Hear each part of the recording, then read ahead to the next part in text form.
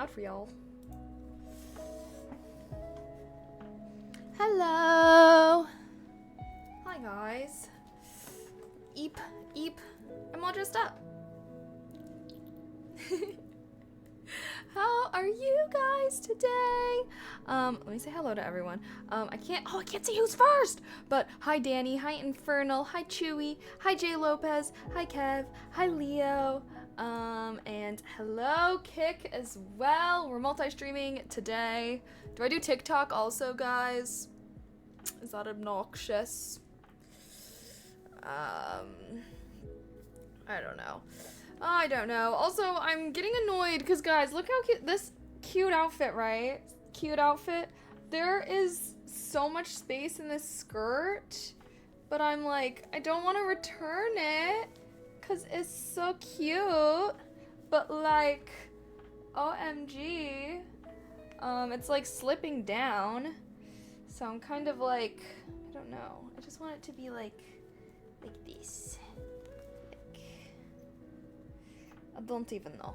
But yeah, if you see me wear a belt, do you see belt loops on here? Also, why the fuck? I don't want to wear a belt. I just feel like every skirt or every bottoms should have like elastic at the waistband. Because when it's not stretchy, it just freaking sucks.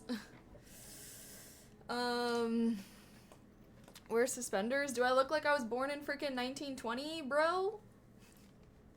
Hi NYC, hi Beef, hi Randall, hi Spring, hi Mighty, hi Ait, hi Steak, hello, hello, hello. I'm kind of debating if I should do something with my hair, like kind of put it up a little. I feel like it's so, I don't know, it's so flat. It's so flat. Should I don't know, should I style it? I could try and add some dry shampoo. I guess it's only, I did wash my hair like literally yesterday, so I'm not sure why it looks like this.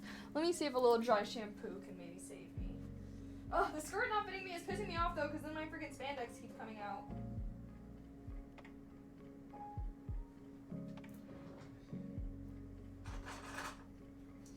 This is gonna be my solution for now. Like, please! Please!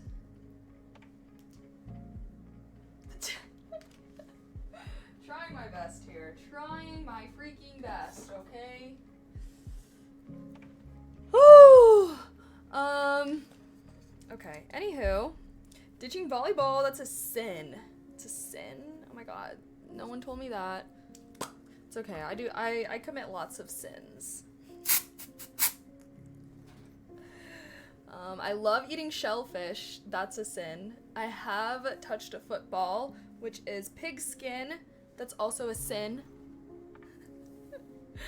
Too many things are sins. I feel like everyone does. Guys, I learned something. Do you guys want to learn something?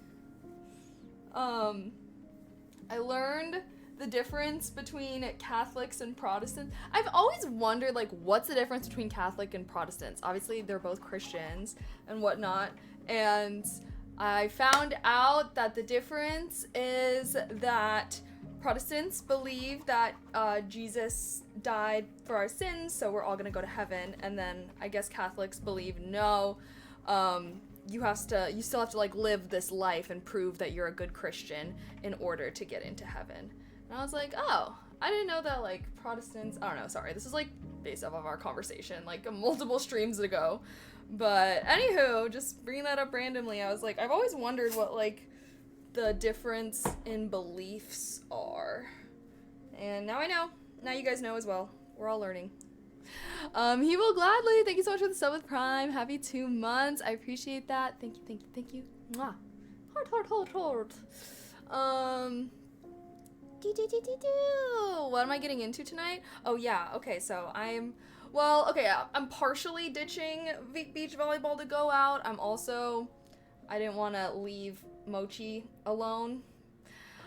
So I'm sitting out volleyball so that way I can go out later. Because I didn't want to leave Mochi all by his lonesome while he's recovering. He's not looking too rough, though, honestly. He's been doing so much better today. I'm so happy. You guys can't see him. He's, like, in his hutch off screen. But he's been much more okay with his cone and everything like that. And I feel like I've been getting better at, like, adjusting and everything like that. Protestants don't... Yes, that is also true.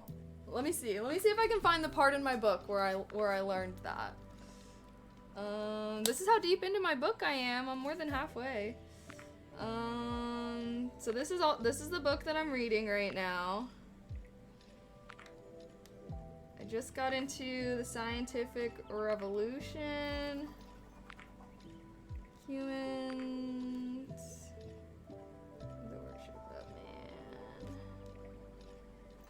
man. Buddhism.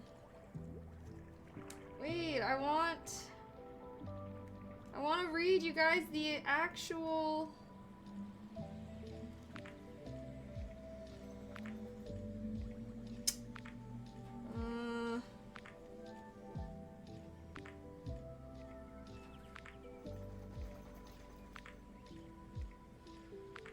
Alright, never mind. I don't know if I can find it. But it was like a little paragraph I wanted to read to you guys. I thought it was interesting. This book honestly kind of sucks though. I would not recommend it, guys. Oh, here we go. So both Catholics and Protestants accept Christ's divinity and his gospel of compassion and love. However, they disagree about the nature of this love.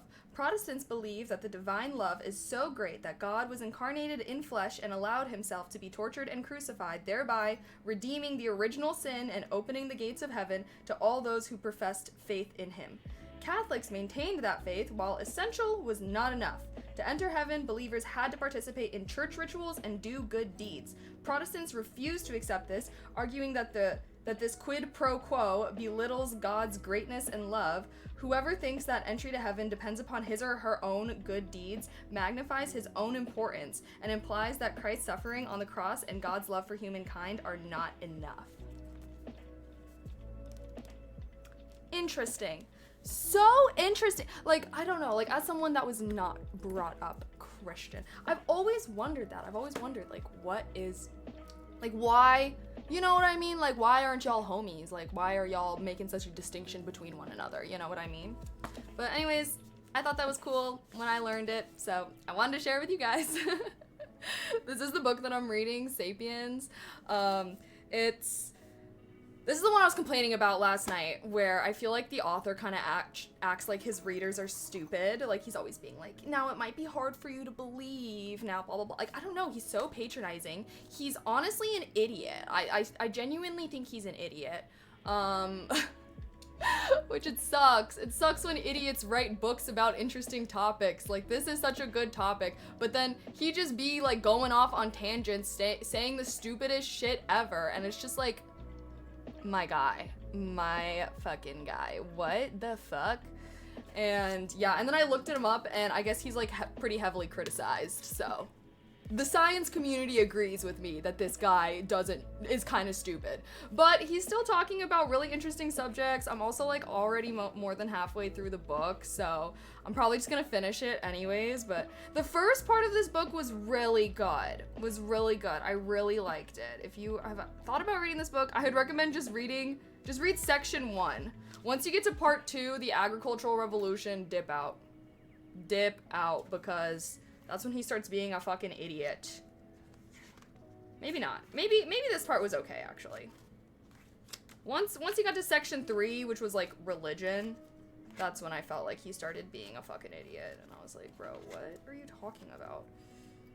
Like, I think the thing that makes him the most... I think one of the things that annoyed me the most about him was just that he was... Oh, shit, I just lost my train of thought.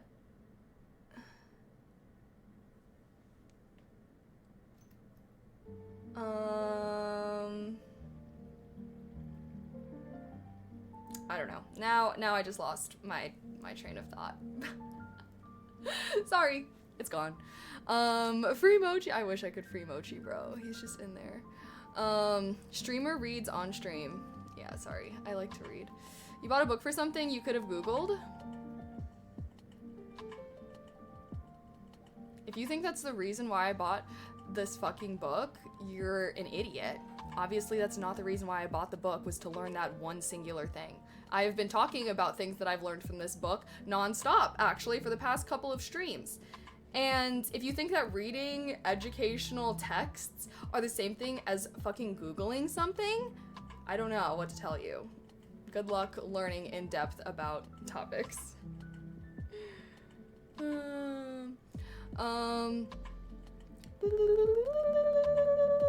Sorry, we're reading today? Yes, we're gonna be reading all day, just kidding.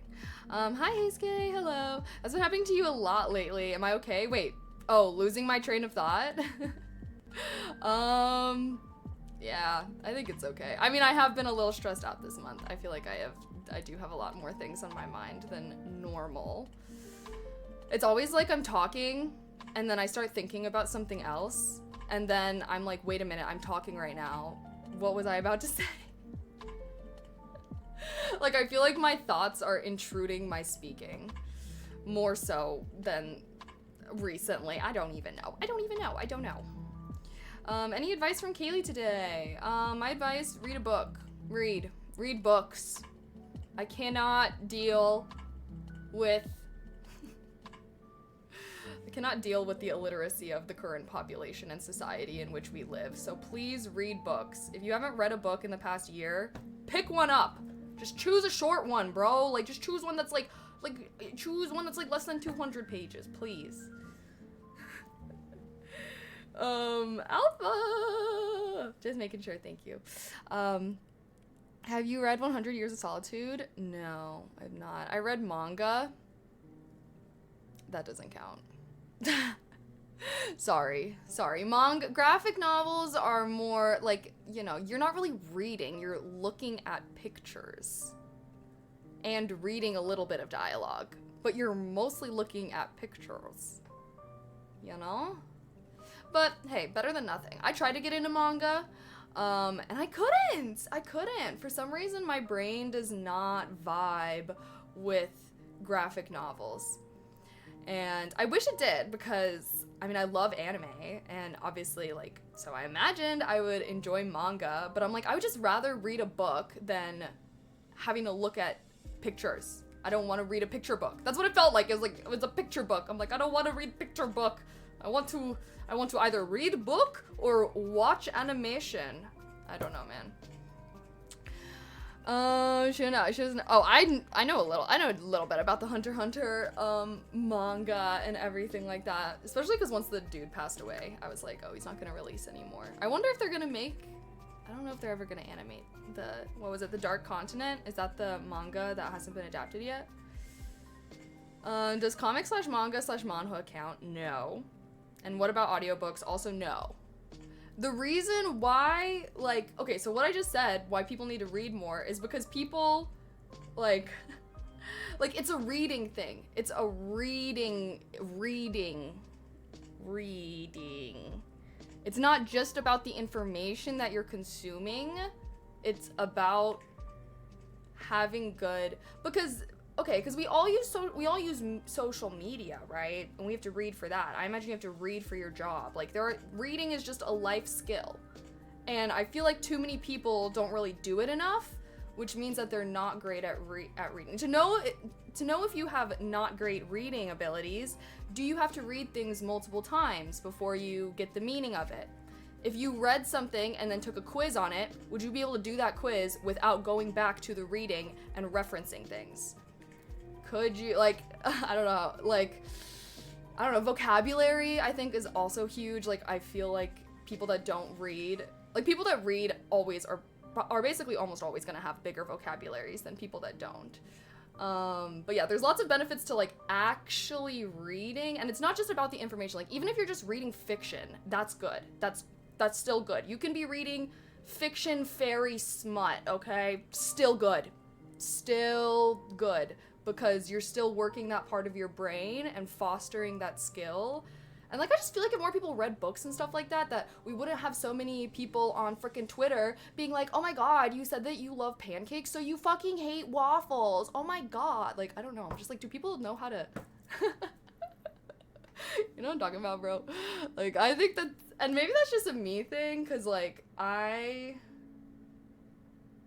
don't like that, I suppose, but... I just think that, I guess I think that reading is a skill. I feel like people think that reading is one of those things where you learn to read and then you know how to read for the rest of your life. And it's like, no, reading is a skill that if you don't do it super often, you're like not gonna be great at. And I think, you know, I mean, we do reading, like you read a lot on social media and stuff. Like there are words that your brain has to compute. So, yeah, I don't know, man. I'm such a diehard, and the thing is, okay, and the most important thing that I want to say is that reading is fun. Reading is fun, okay? Like, it's fun. That's why all the book nerds, every time a book gets made into a movie, everyone's always like, the book is better, because the book is always better. Like, just think of like a favorite movie that you have that was like based off of a book, Hunger Games or something, like, you know what I mean? Like, just think of a movie that you liked based off of a book, read that book. Chances are you'll like it. And even if you maybe know how things turn out because you've seen the movie, like, I feel like books always go way more in depth into things. And if it's a world that you already love with characters that you already love, like, that might be easier for you anyways. How much do I read a day? I usually read about, like, at least 30 minutes-ish a day. I don't know. I read every day, but how much I read really depends. Because I bring my Kindle with me a lot, so if I'm like traveling, I'll read a lot. I basically read anytime I'm like taking a taxi or an Uber somewhere, because I don't know what else to do besides sitting in a car, so I always read then. So yeah, I don't know. I feel like my reading is a little... I just read when I can. I started using reading to replace TV, and I would say that's how I got the most consistent with reading. Basically, anytime I found myself mindlessly scrolling on my phone, I would just be like, what the fuck am I doing right now? And then I would just make myself read. Lord of the Rings movies way better than the original books. I don't know about that. I'd rather read manga or comics. They tend to get to the point of the story, and pictures can convey emotions that books have to explicitly state. Yeah. Books have to state the emotion. I think that's good. And if you're reading stories for the point, I feel like that's so stupid. I hate that.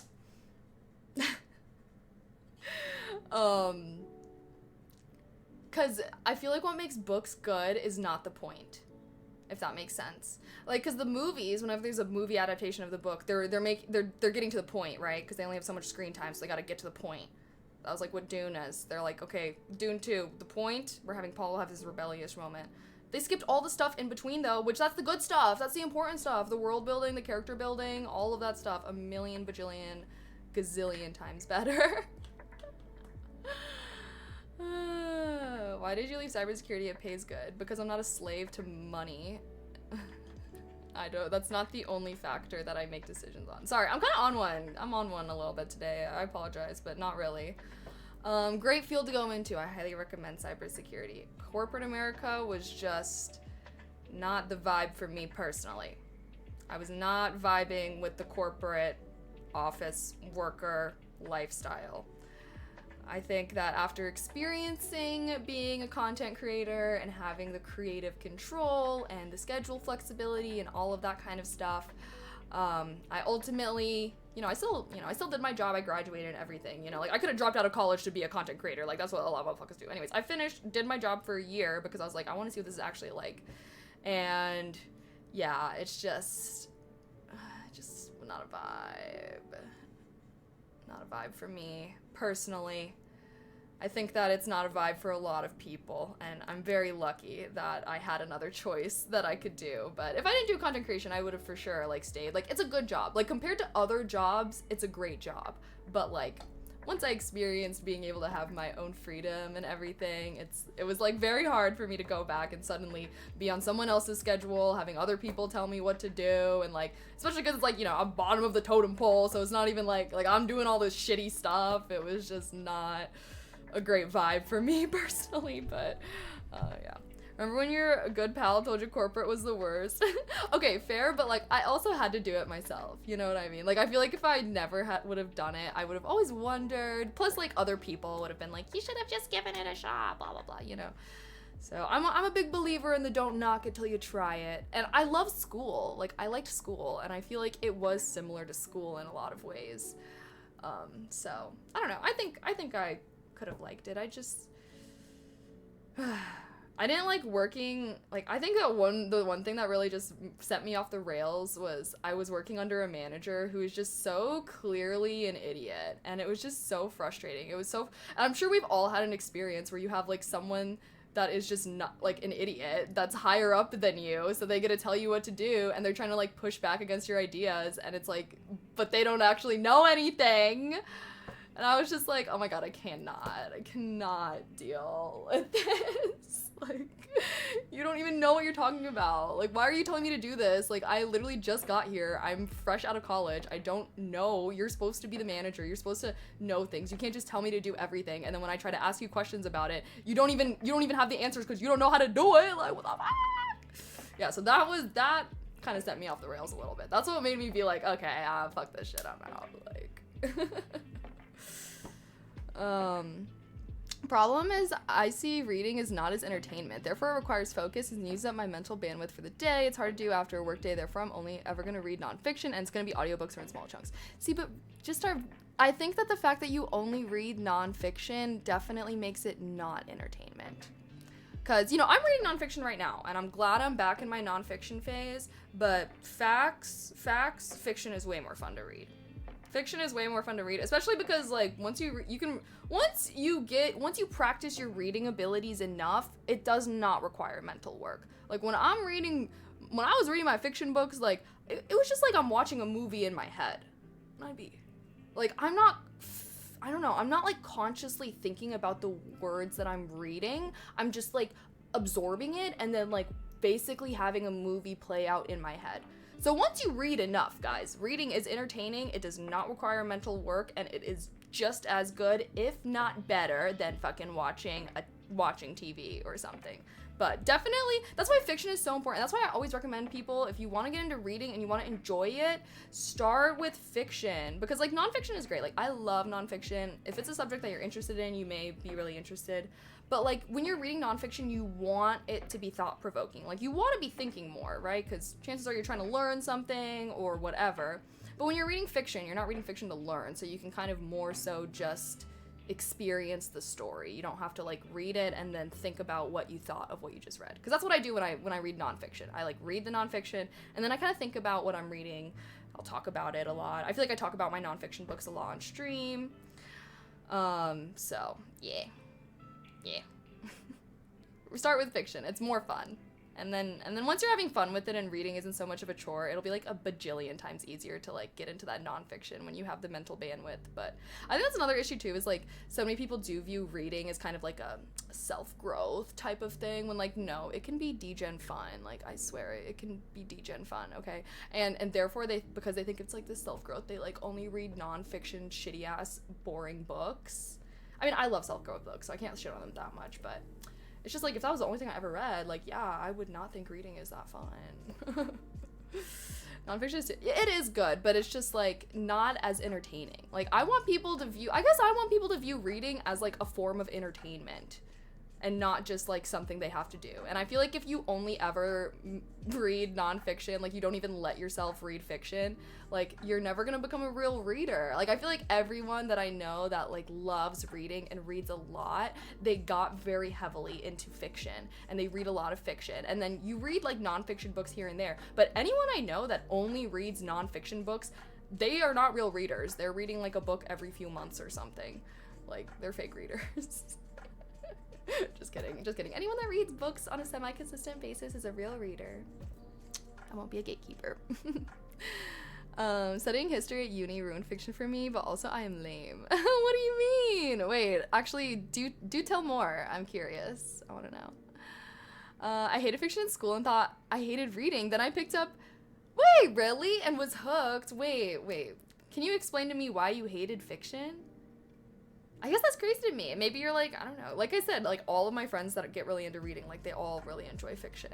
And like they read nonfiction sometimes too, but that's like, I don't know, I've never met someone that like doesn't like fiction but then gets really into nonfiction. But I guess when I started getting into reading, I was reading nonfiction. I guess it is different with everyone. But I feel like once I started reading again, I started with nonfiction and I liked it.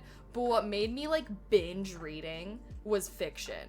Specifically, A Court of Thorns and Roses. Oh my fucking god, that series was so good. I would literally come back from the bar drunk out of my fucking mind and be like, I just need to read my book right now. Like, I just want to know what happens.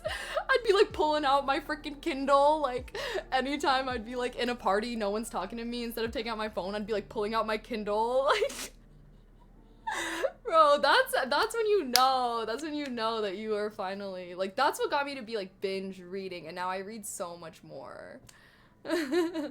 Isn't that book like smut? Oh, it is. It's not that bad. Maybe like the last one. Yeah. If you see anyone reading a orange ass book called A Court of Silver Flames, that one's smutty as hell. Oh my god. But the series itself is not that much. There are sex scenes here and there. There's none in the first book. Second book, it starts getting spicier, and then the third book is fine. Fourth book is so irrelevant, I honestly feel like you can skip it. It's like a Christmas special. It's really short too. It has nothing to do with the story. Last book was my favorite. Was amazing. Also happened to be the smuttiest for sure. But the reason why it's my favorite is not necessarily... Okay, that definitely helped it get that favorite spot, but you know. Am I sponsored by Reading Rainbow? No. I don't know what that is. Might be cool though. I grew up loving books, but uni made me see it as a chore, so I'm trying to get back into it as a hobby. I just think that you guys should all just try to find a book that makes you feel like it's a little guilty pleasure. Like, and sometimes that'll take you... I think another thing that helped me get into reading too was just having the thought, it is okay to stop reading a book if you don't like it. Because I used to just like be like, okay, like I just need to finish this book, like let me just try and get through, but then I would never read because I never wanted to, because I didn't like what I was reading. Now, if I don't like a book to the point where it's like I'm like thinking about reading and then I'm like, oh, I don't want to read that book right now, I'll stop reading it. Okay, so just allow yourself to stop reading books that you don't like, especially if you haven't read a lot. You might not even know what kind of books you like, and then just like try different books. But I will say most books are gonna start off slow, especially fiction, because they have to like introduce the world and the characters. They have all the exposition shit, you know. So don't be giving up too quick on books at the same time, but also allow yourself to move on if you're not really vibing. Kind of like a TV show, you know? Like, I feel like people are fine stopping TV shows if they don't really like them. So, view books the same. Don't force yourself to read if you are not vibing with it. No fiction at all in my life. Like, 15 years. What? That's so crazy. The stories did nothing for me. Nonfiction actually taught me useful life skills and thoughts. See, but I feel like you're like trying to like you're trying to view reading as a benefit thing when it's like, have a little fun. You don't need to be like learning something from it just for it to be enjoyable. But I don't know, I guess you're pretty busy. I think that reading is really good for like if you feel like you watch a lot of TV and stuff like that. So, but I don't know, Alpha, I think you would like the Dune series. Like, I want to recommend it to you, but if you haven't read a lot of fiction, I don't know, it might be hard for you to get into, but Dune was so good. And the thing about fiction, too, is, like, I guess you can learn stuff from fiction, because I feel like all the best fiction is, like, kind of commentary. It's supposed to be thought-provoking, for sure. Like, let's take Hunger Games, for example. Hunger Games was literally meant to be, like, Suzanne Collins, she got, like, the idea when she was, like, flipping through channels and she would see, like, horrific things in the news, and then she would see, like, reality TV, and, like, I don't know, that's where she got the inspiration from. And a lot of it's, like, commentary on, like, you know, resistance and political movements against a higher class and everything. So the best fiction, I do think, has deeper messaging in it. It's oftentimes social commentary. Dune is definitely social commentary, political commentary, religious commentary. Yeah. Lord of the Rings, I think, is like funsies. I think Lord of the Rings is kind of like a you know, don't underestimate the little guy type of vibe. They're like, sometimes the hero is someone you least expect, you know? But I think every good work of fiction is going to kind of have a deeper messaging to it that, like, that's what makes it good, right? It's not just some random story about random people. There's, like, usually some greater message. I'm questioning John, you say fiction. That's funny. I think A Court of Thorns and Roses is actually the only smutty series I've read since I've gotten back into reading in 2022. Because then I read another series by the same author, not gonna lie, fully expecting it to be smutty, and it was not. There was none of that. That book was having me geeking over kisses, which honestly I can't really be that. Can't be that upset. But it ended up being my favorite series of all fucking time. My favorite fiction series of all time. Throne of Glass. It's so good. It deserves all the hype and more that A Court of Thorns and Roses got, but that shit is just horny. So all the fucking horn dogs do be liking ACOTAR, but like Throne of Glass, that series so good. Literally my favorite fiction series of all time. It was unbelievably great. Pro tip for nonfiction: if you already know the information, understand it, and they drag on with the topic, just skip a few pages forward, really. What I do whenever I'm, like, reading something that I'm just like, is I just, like, glaze my eyes over and I just kind of, like, scan it. So that way, in case there is anything interesting, I'll be like, oh, wait. But I'll just kind of, like, I don't like to fully skip things, because I'm like, what if I miss it? That's why I can't watch Naruto or One Piece, because I'm always like, I don't want to, like, what if I miss? Like, there's a million episodes. Just skip the filler. Well, why would I watch it if I'm going to be skipping shit? I'm for sure a little anal when it comes to media consumption. Like, when I'm watching movies or TVs or books, I'm like, I am never looking away. Like, I'm assuming that they're making the most of everything. Every sentence counts, every word counts, every scene counts, every action counts, every dialogue counts. And that's why I fucking hate... We don't need to talk about things I hate. Okay, also, I, like, started to do my nails again. So I'm gonna do them, I think. I'm just gonna do a little simple pink.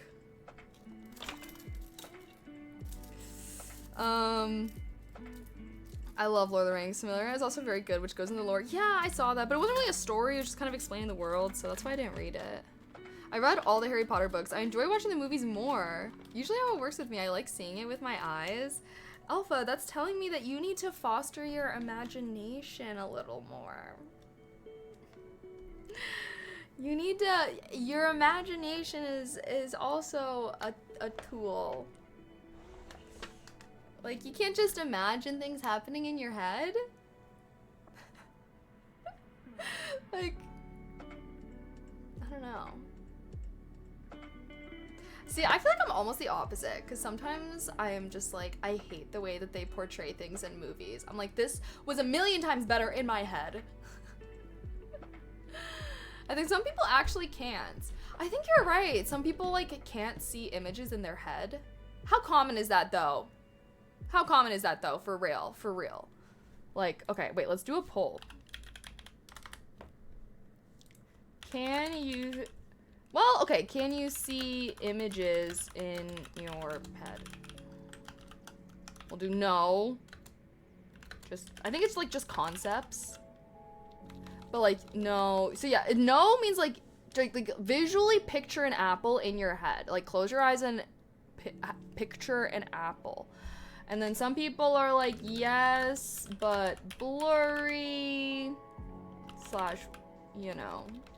Yeah, yes, but blurry, or we can do like yes, and it's clear.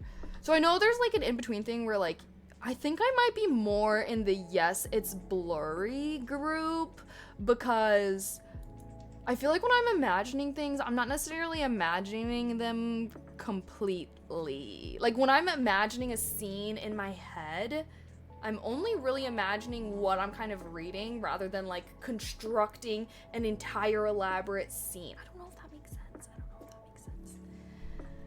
I daydream a lot, so I think I can. Well, like, literally just think of an apple in your head. Like, picture an apple in your head. When you try to do that, first of all, do you see an actual picture of an apple, or are you just kind of, like, thinking about an apple? Which means that you, like, everyone's brain works differently. It doesn't mean that you're not as smart if you can't picture things. But maybe you can picture it, but, like, it's not super clear in your head. Like, I don't know. Like, I feel like that's kind of how it is for me. When I, like, am picturing an apple, it's like, I'm picturing an apple, but it's not like it's freaking HD. I don't know.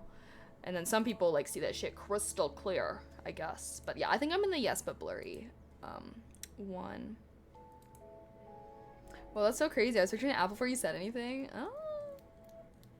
I used to be so good at imagining things and I read a lot. That's what I'm saying. I feel like reading fiction definitely helps you visualize things in your head, because that's like the only time I'm really visualizing stuff in my head. You know? So I can see if you don't really do that, how you might not, like, I don't know, like, when else am I visualizing stuff in my head, really? Where am I from? I am from, California. I can visual my childhood home, but it's blurry. Yeah, I don't know, let's see. I think it's pretty split right now between blurry but clear. Yeah, I think I'm in the blurry squad, so it's like, I'm picturing things, and it's not like it's HD or anything, but it's definitely good enough for me to get a visual of what's going on. But yeah, the inner monologue one is the one that's always crazy to me, that some people don't have an inner monologue. How is that possible? How is that possible? Chat, does anyone in chat not have an inner monologue? Like, can you have a conversation with yourself in your head? Or do you have to talk out loud when you're, like, having a fake conversation with yourself? How could you ever stay organized? Well, I'm just thinking, like, bro, how do you have thoughts? What do you mean by inner monologue? Like literally a voice inside of your head. Like, some people, okay, I am gonna do such a bad job of explaining this, but basically some people, like, they don't have an inner voice, but, like, they can still think. It's like the way that they think is more conceptual. Like, it's like they're thinking without language, if that makes sense. Like, imagine, like animals, for example. Animals have no language. Like, they're not having a voice inside of their head being like, oh, my owner put the food out for me. Like, no, the animal is great. Like, they think in concepts. They can still think and, like, interact with the world and everything and come to conclusions, like your dog's like, oh, when they put me in the car, they will take me to the vet, so I will not go in the car. Like, they can still think, but they're not thinking with language. You know what I mean? I don't know if that makes sense. And I watched this video of this person that doesn't have an inner monologue kind of explaining what it's like, and it's like, they do think a little more visually. Like, the way that she was explaining, she's like, so someone was like, oh, when you're reading, like, how do you read? Because, like, when I read, like, I am, like, hearing the words in my head, and that's how I read. And she's like, oh, no, like, when I'm reading, I'm, like, building a concept map of whatever it is I'm reading. And that makes sense because, like, I do that a little bit. I do, like, a little bit of concept building. That's more so, like, when I watch shows and stuff like that, of, like, how everything's connected. That's how I remember things. I will say, having concept map in your head when you're thinking is a great skill. I'm like, I wonder if these people, like, I don't know, I wonder if they can, like, think about things better, almost, because I think that concept maps are a really good way. Maybe it was just her, though. Maybe she was just being smart about it. How do you think without the voice? You just, like, think in concept. It's like you're thinking without language. Why can't you think without a voice in your head? No, you can think without a voice in your head. It's just some people have, like, some people think in language and some people think in concepts. Which, when you think about it, could be good. It could be good because, language is pretty restrictive. And I feel like language, like, studies show language, like, makes you biased in certain ways based off of, like, how the language is formatted. And I don't know. So I'm like, I definitely think there are pros and cons to both. Sometimes I think that there's just so many cons to having an inner monologue, bro. I'm just like, I am never gonna know a moment of peace in my life. I have 2 inner monologues, I swear to God. And that's why I like to consume the devil's lettuce, because it narrows it down to 1.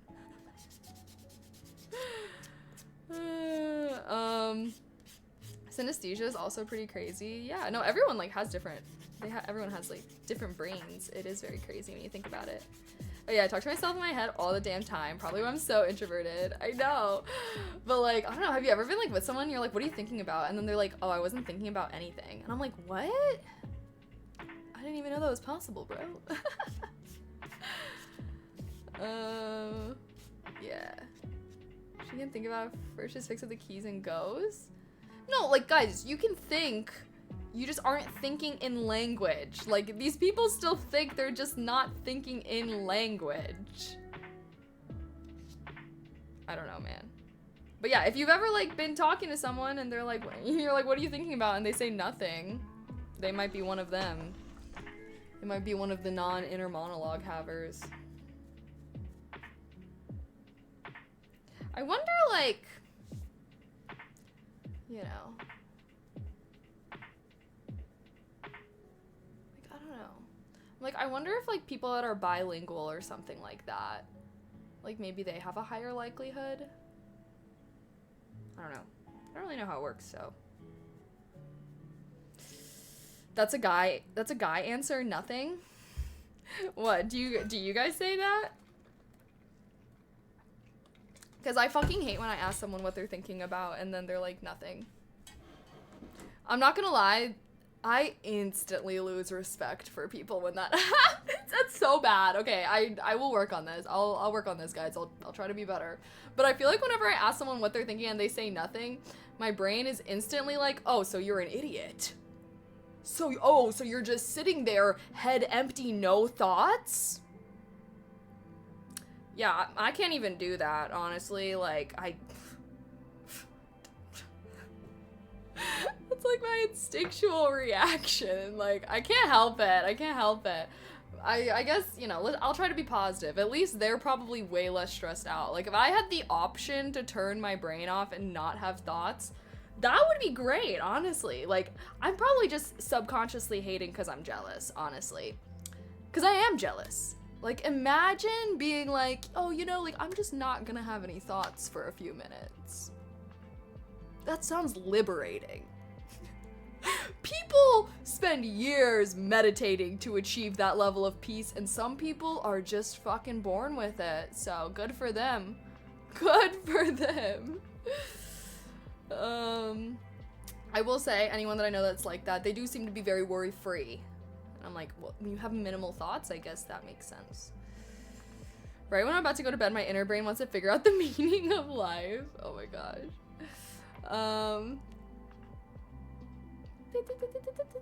Yeah, because there are lots of times when there's nothing going on. Can giving brain some rest? What? How is that even? I don't know, like, that's just crazy to me. I feel like people who ask me that question want something interesting or relatable, and my thoughts can be the simplest thing, and I feel like I will let them down. No. Literally, all I could hear, all I want to hear is even just oh, I was just looking at that bird over there, and it was like pecking at something at the ground. I just didn't know what it was pecking at. And then I could be like, oh, okay, like, oh, I see the bird. Like, it's kind of cute. It's kind of like a shared moment. And anyone that asks you that is not expecting a deep answer. Like, I don't know. I feel like I'm not ever expecting a deep answer. I just want to know whatever stupid trivial thoughts are going on inside your brain, so that way we can actually just, like, talk about the stupid trivial things rather than you just being quiet and then me sitting here awkwardly. Maybe that's just also because I'm, like, a chatty person. I'm like, rather than having me and this person sitting together in our own thoughts, I'd rather us just engage in, you know, a little conversation. Ducks can duck, but duck is two things and interacting is weird. See, yeah, no, you can say that. That's great. That's great. That is a great, any answer is a great answer when it comes to, oh, what are you thinking about? I'm just trying to make conversation and enjoy the moment with you. I guess that's how I view it. Sometimes I think that too, but then I think of dementia and Alzheimer's and find gratitude in thinking. Very true. Very true. Would you say that since you can't stop thinking, also you can't stop to yourself to have, wait, what? You can't stop yourself to have strong opinions about things? What? You can't stop, do you mean you can't stop yourself from having strong opinions about things? I don't really see how that would be the case.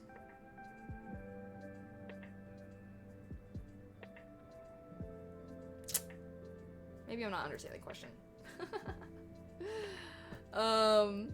Ever give someone a deep answer and they say, what the fuck? No. No, I feel like if you give someone a deep answer that they weren't wanting it, it's not like a what the fuck. They're just like, oh. It's usually that exact reaction. That's what I get whenever I'm going off on my rant. Once you have like the pause and the, oh. You're done. You're done. Shut up. Okay, once you're seeing that, shut up. That's a note to me. That's a lesson I had to learn. Go into a room with a bunch of guys watching sports, see what they're thinking about. Well, I don't know. I mean, like, they could be thinking about the play and, like, the sports and what's going on, you know? Usually my question in a room full of sports is, what's going on? And then I just kind of, like, zone out while they're explaining it to me. Just kidding. Okay, let's be honest. You can have a conversation with someone and they would never need to actually respond. Okay, is that not what I'm doing right now? But yeah, no, I probably could. No, honestly though, no, because I hate when I'm talking to someone and they are not saying stuff. Like, I can do it for sure. Like, I can do it. But I don't necessarily enjoy it. Like, I much, much, much more enjoy conversations where the other person is, like, actively participating. But honestly, it doesn't really matter. I guess it doesn't matter that much because normally I do force the other person to participate by asking questions. Yeah. My friends always make fun of me because, like, oftentimes I'll be, like, going off on some random tangent about something or whatever, and then I'll be like, so what do you think? They always quote me with that. They always say that that's my quote is, so what do you think? Well, what do you think about this? And then they say, like this is my California friends, they're like, oh, like, it always catches me off guard because then I'm like, oh, like, I've never really thought about this. And I'm like, exactly, like, I'm like, that's what I want you to do, bro. I'm trying to make you think about something you haven't really thought about. But yeah, I'm always like, so what do you think? And then the minute that someone's giving me one-word answers to that, if I'm asking them questions and then they're only giving me a few-word answers, the conversation is fucking done. Yeah. Example, me and Alpha can hang out for 3 hours and not say more than 50 words combined. Fair. And then you get nervous, so you try to change topic by yapping more. Really, I've honestly become a lot better. I feel like I'm not really as much of a nervous yapper.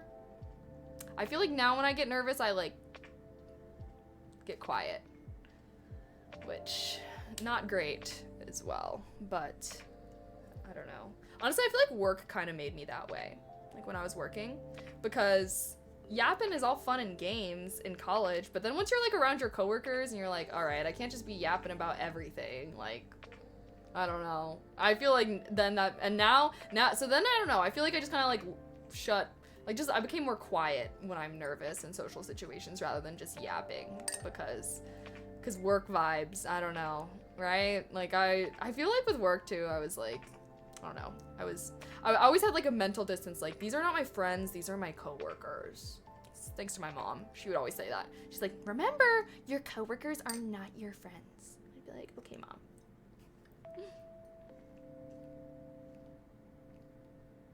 I always say, you know what I mean? But then they just say yes, LMAO. Oh, really? Mine always like, I don't know if you know what I'm saying. I always go with that. I'm like, do you know what I mean? You know what I'm saying? Are you picking up what I'm putting down? No. See, you don't even have to, you know what I mean? You just have to be like, but what do you think? Because then they're either going to be like, oh, yeah, no, I totally agree with what you just said. Or they're like, I don't know. I want them to give actual thoughts, though. My thing is always when I'm saying something and I can tell that the person I'm talking to is disagreeing with me.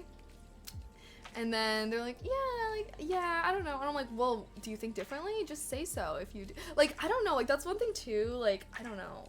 I feel like a lot of people are very afraid to disagree in casual conversation. And I'm like, no, stand on business, bitch. Don't say that you agree with me when you obviously don't. Like, stand on business. Say what you think. I'll have to admit, you guys are getting me a little excited to go out. Should I get like a seltzer or a beer or something?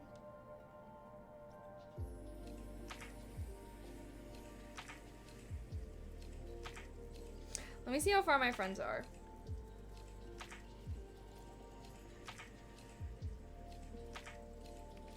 Damn, bitch, this place kind of fucking far. Oh, but it's rooftop. OMG.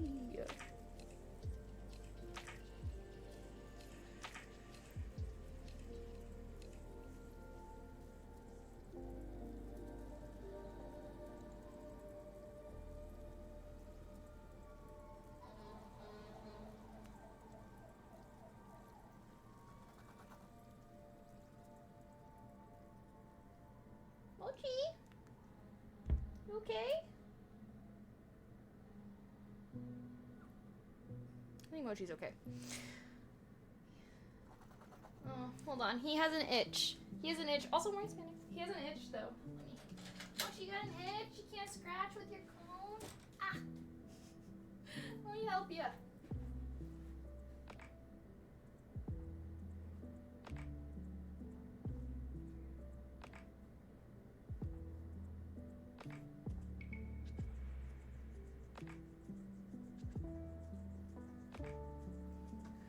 There. I tried my best. I always feel bad whenever I'm like trying to. Guys, what should I do about my skirt? Oh wait, I actually have the clip. I have this like thing that's supposed to help with this, but I really want to wear this skirt. I wish it wasn't so big. Like, what the hell?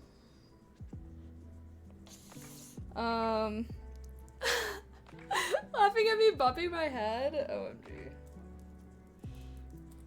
Let me see if I can do this. If I'm wearing this outfit out into the world, I can't be having a little hair clip holding my skirt up. Okay, hold on. I'm gonna do a little bit of goofball business.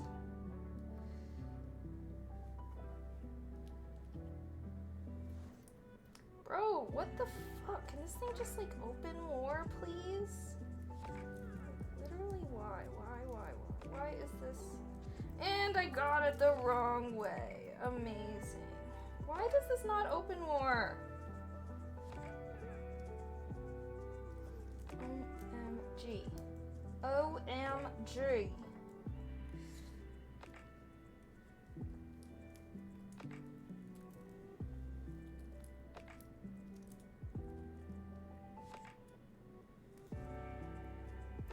And of course, now I can't, like, open the fuck up, bitch.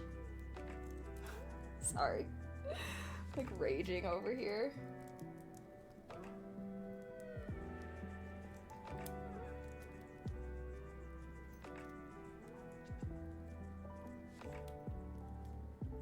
Okay. I think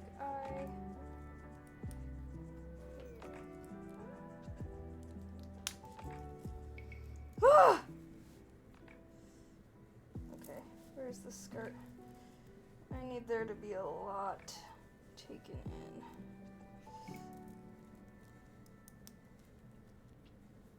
Wait a minute. Sorry guys, I'm struggling. Let me just do this, I'll sit back down, I swear. Maybe once I do this we can celebrate with a little pre-game drink or something. Oh my god, please, please, just freaking...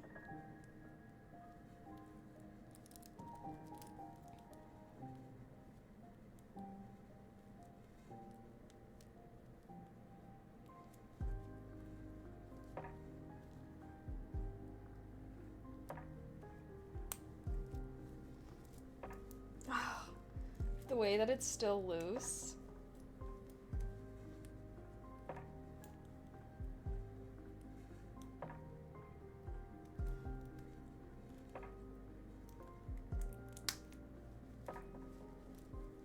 Okay. Okay. This is something. Now goes in the back. Wait. centered. Do you guys think it's okay that it's not centered? Wait, yay. Wait, I kind of want to move this one over a little.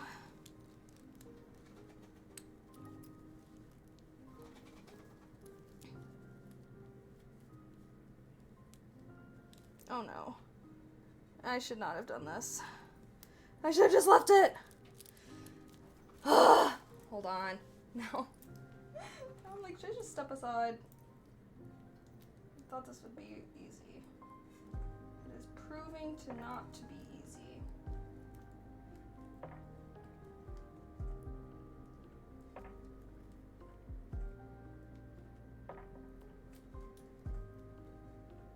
Give me a second. Oh, come on.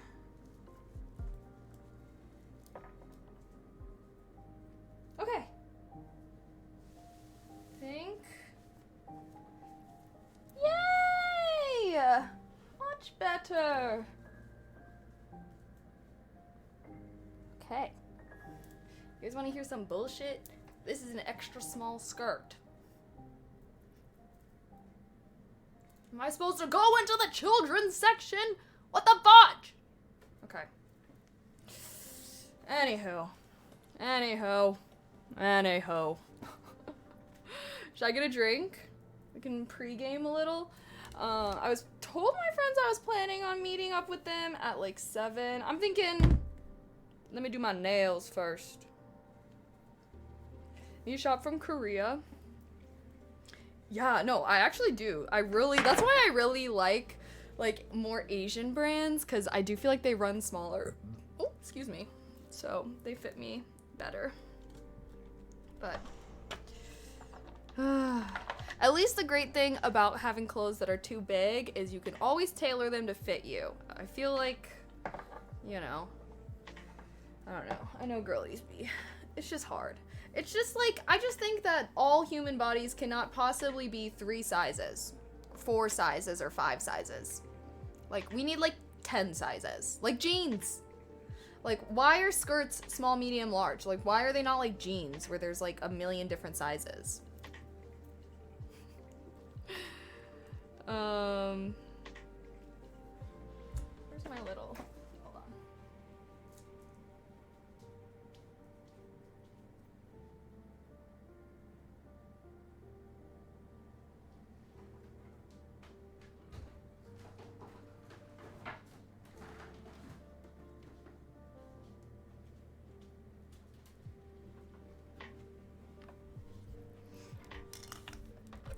I'm gonna use this.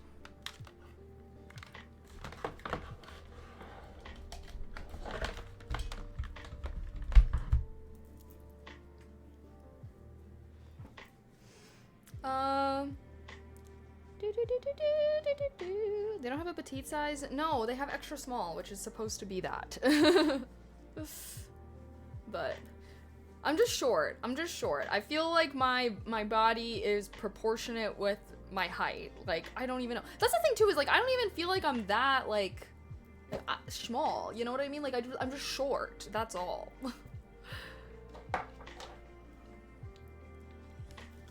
Okay. Doink, doink, doink. I'm gonna paint my nails really quick because I'm a girly. Don't hate me. Although, okay, I was thinking of doing this pink.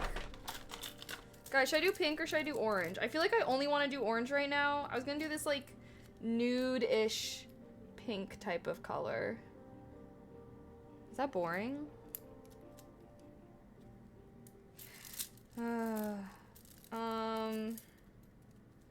I thought about doing like a yellowish, but then I was like, this looks like mustard. Like, it looks like a gross yellow. I didn't really like it.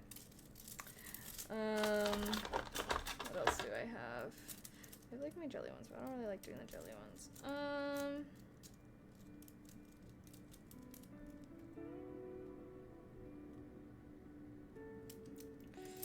don't know. What do you guys think? Pink or orange?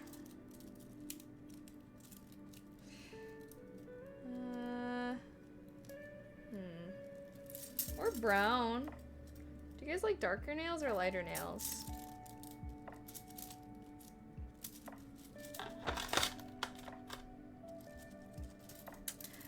Do nude, pink, reddish. Well, this is the color I was gonna do.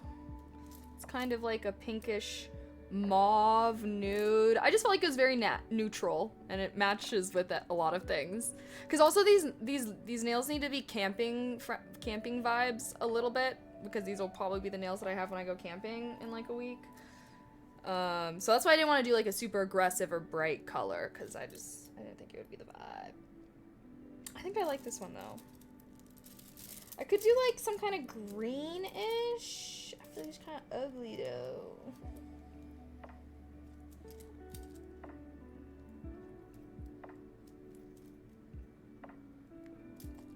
I think I'll just do this.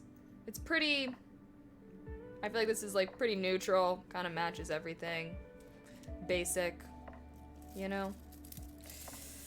I'll go with that. I'll have plenty of time to do fun nails, but it's just gonna be, I think camping is like my next major thing I got going on.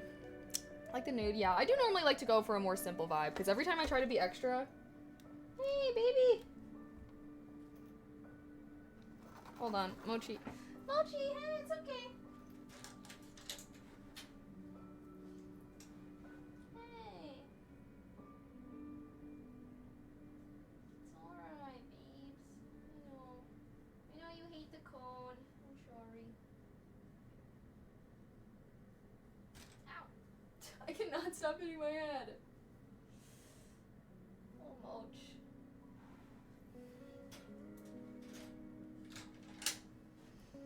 Why? Oh gosh, this skirt looks weird with this thing, huh? It's like sticking out. I need to like keep it tucked.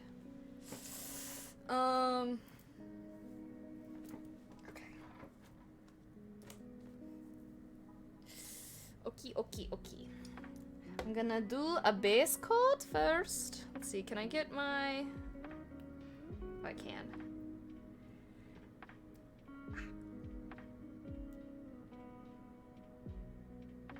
Okay. Pinky nail is off.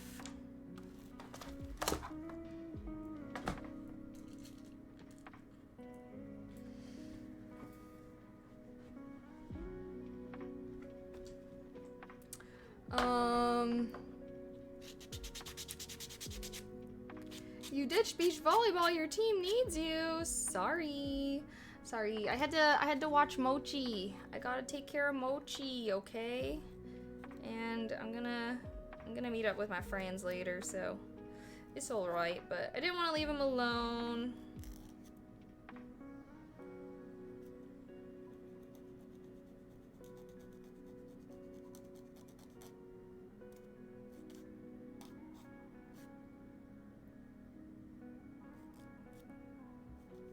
Sorry. Gotta get this little guy on. Oh,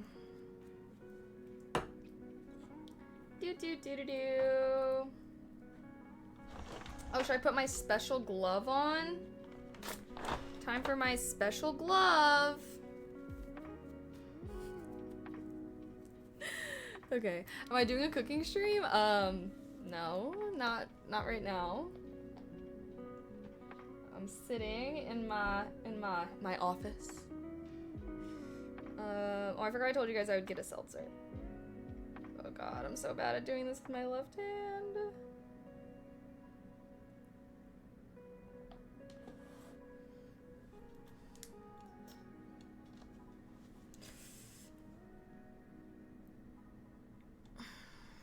Okay. What's my favorite food to eat? I don't know if I have a favorite food to eat. Maybe spicy cucumber salad. I love that shit. I'm like so addicted. Specifically from gyukaku. So good. So good. Where's my guitar? I do not have a guitar.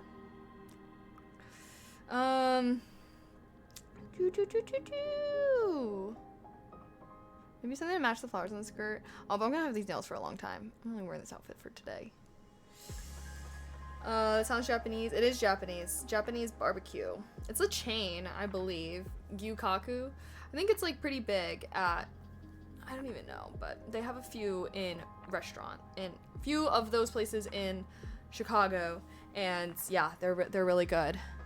Korean barbecue fire. Oh yeah, I'm not gonna lie, I do like Korean barbecue more than Japanese barbecue.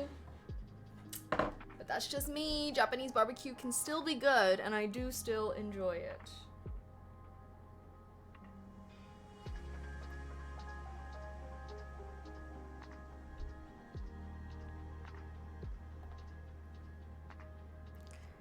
Trying to get my baby nail on.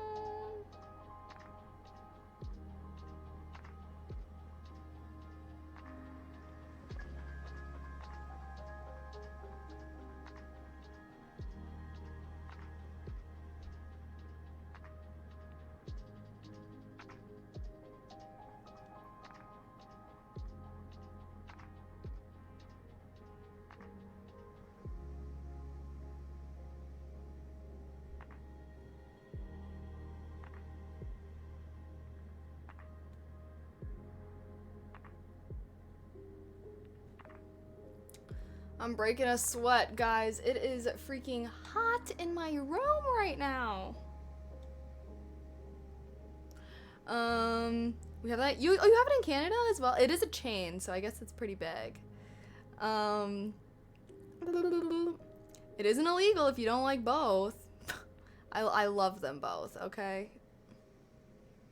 Just saying. They closed that Korean. Oh, they closed it. It was so good. Oh no. Hopefully it comes back. I don't know. Like, what? Although, yeah, I will say LA definitely has better Korean barbecue than Chicago. Chicago has like decent Asian places, but I would say like most of the Asian places that I go to are just not that good.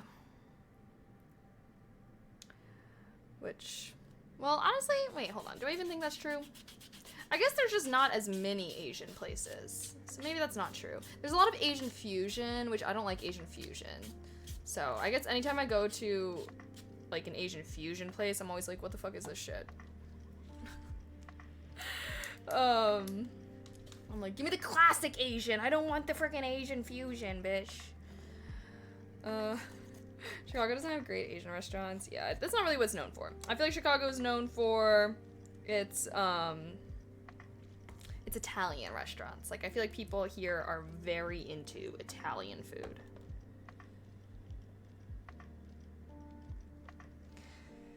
Okay, I'm going in with a base coat.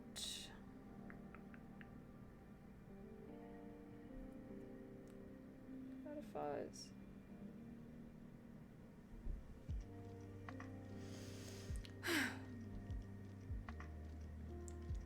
Sorry, I gotta focus a little bit when I'm painting, okay, guys? Because I'm using my left hand, which I'm always terrible with.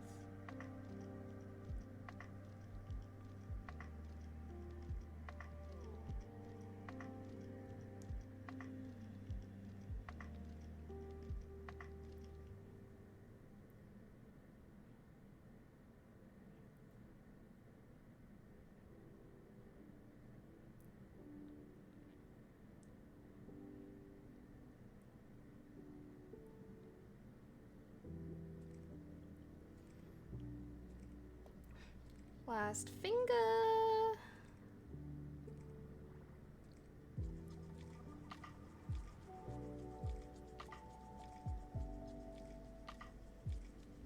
Okay. Done. Chicago has great steakhouses. Oh, that's true. We do have good steakhouses. LA and New York seem to like the best cities for food. Oh, I don't know. I would definitely say that Chicago has a huge food scene. Like, so many people that live in Chicago, I feel like, are huge foodies. Like, I don't know. I definitely think Chicago has a good food scene. It's just, like, just not Asian. Like, I feel like just, you know, I feel like different cities are known for different cuisines, and it's just kind of like, what's your immigrant population? Who is the majority of your immigrant population? California? like California has great Mexican food and great Asian food because they have a lot of Mexican people and a lot of Asian people. You know, that's just, so of course, like, they got the people that are, like, bringing their cuisine and, or their family, you know what I mean? Versus Chicago has a lot of, like, Eastern European, so Polish, Italian, Irish, like, there's so many Irish pubs in Chicago. So, like, I feel like, yeah, people really like the more European. I would say Italian is for sure the most, like, I don't know, I feel like everyone in Chicago fucking goes crazy for Italian food, and I'm like, Italian's not even that good. Okay, I don't know.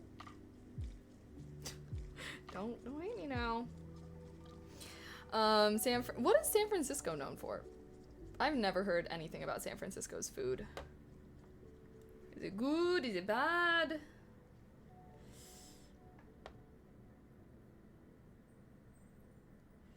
Yeah, I definitely think, though, like, what kind of, like, if you like the food vibe of a city, just totally depends on, like, what kind of food you like.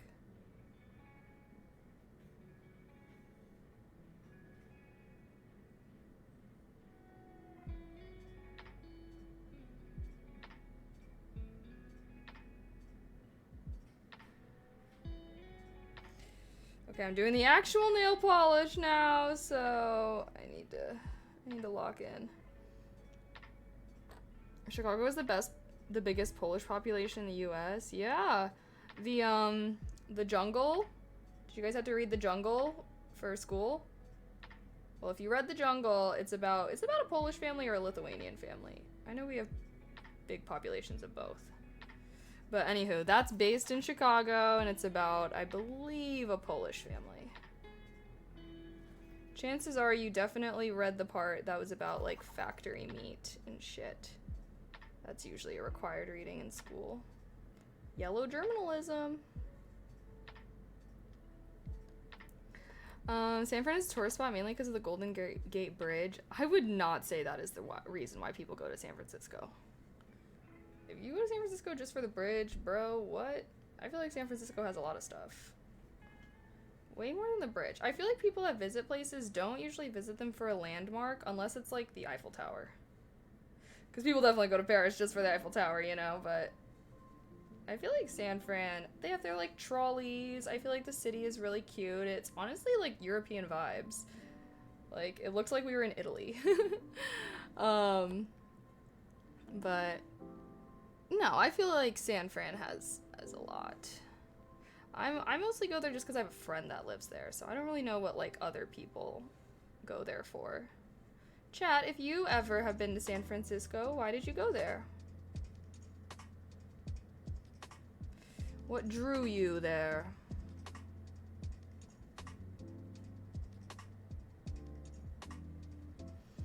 Okay, almost have the first coat done.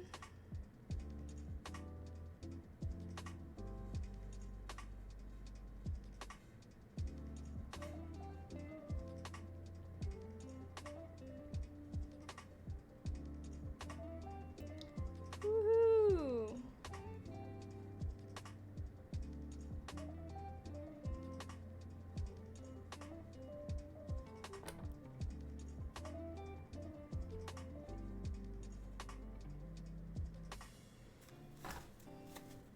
Thank you, cartridges. Also, hello. Sorry, I'm, like, locked in to painting my nails right now. I, like, want them to look cute.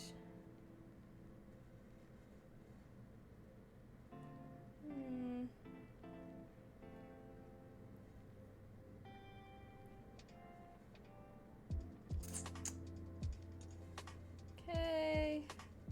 Okay.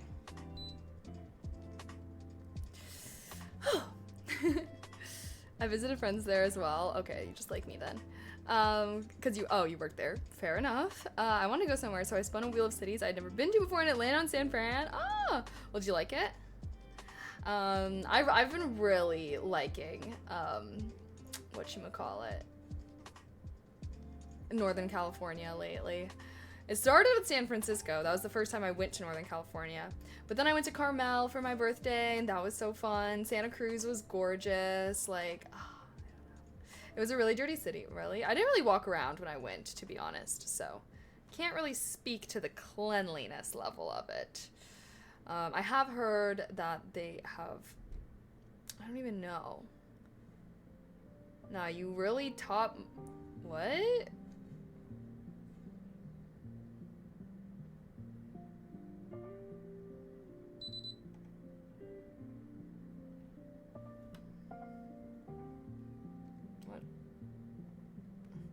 SF seems too expensive to live in comfortably. Bro, that's what I'm saying.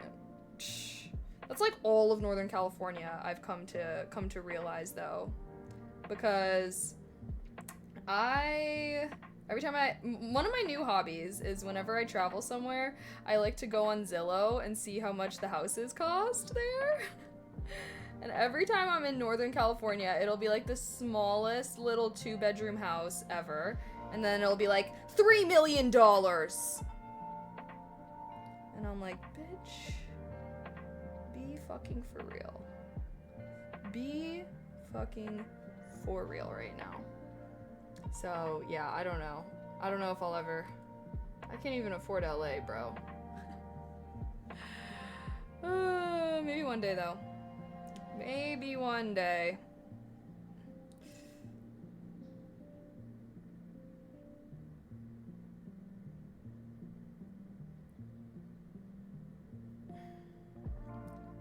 Sorry, I'm locking in. I'm locking in for the nail painting.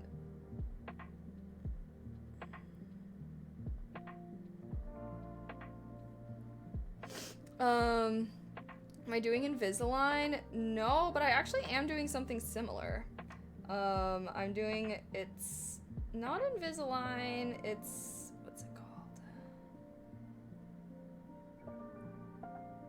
Wait, I can't, what is it called? I don't know, but I am using an aligner company right now, and I'm really bad because I'm supposed to wear my aligner like all the time, but I only wear it at night. But it's working! My bottom teeth used to be so crooked, and now they're like pretty straight. They're still not perfect. I have a few more. Well, since I only wear them at night, I wear them for like twice as long. Honestly, I decided to take my L. I'm just like, okay, you know, I don't want to have to wear these during the day. So I'm taking my L, and I'm just gonna wear them at night and do it for twice as long. So that's basically what I've been doing.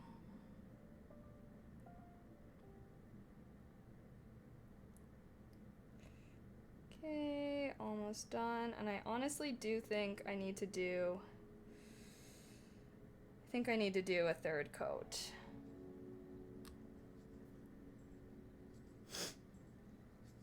Although, maybe let me just do a little bit of a thicker coat on this.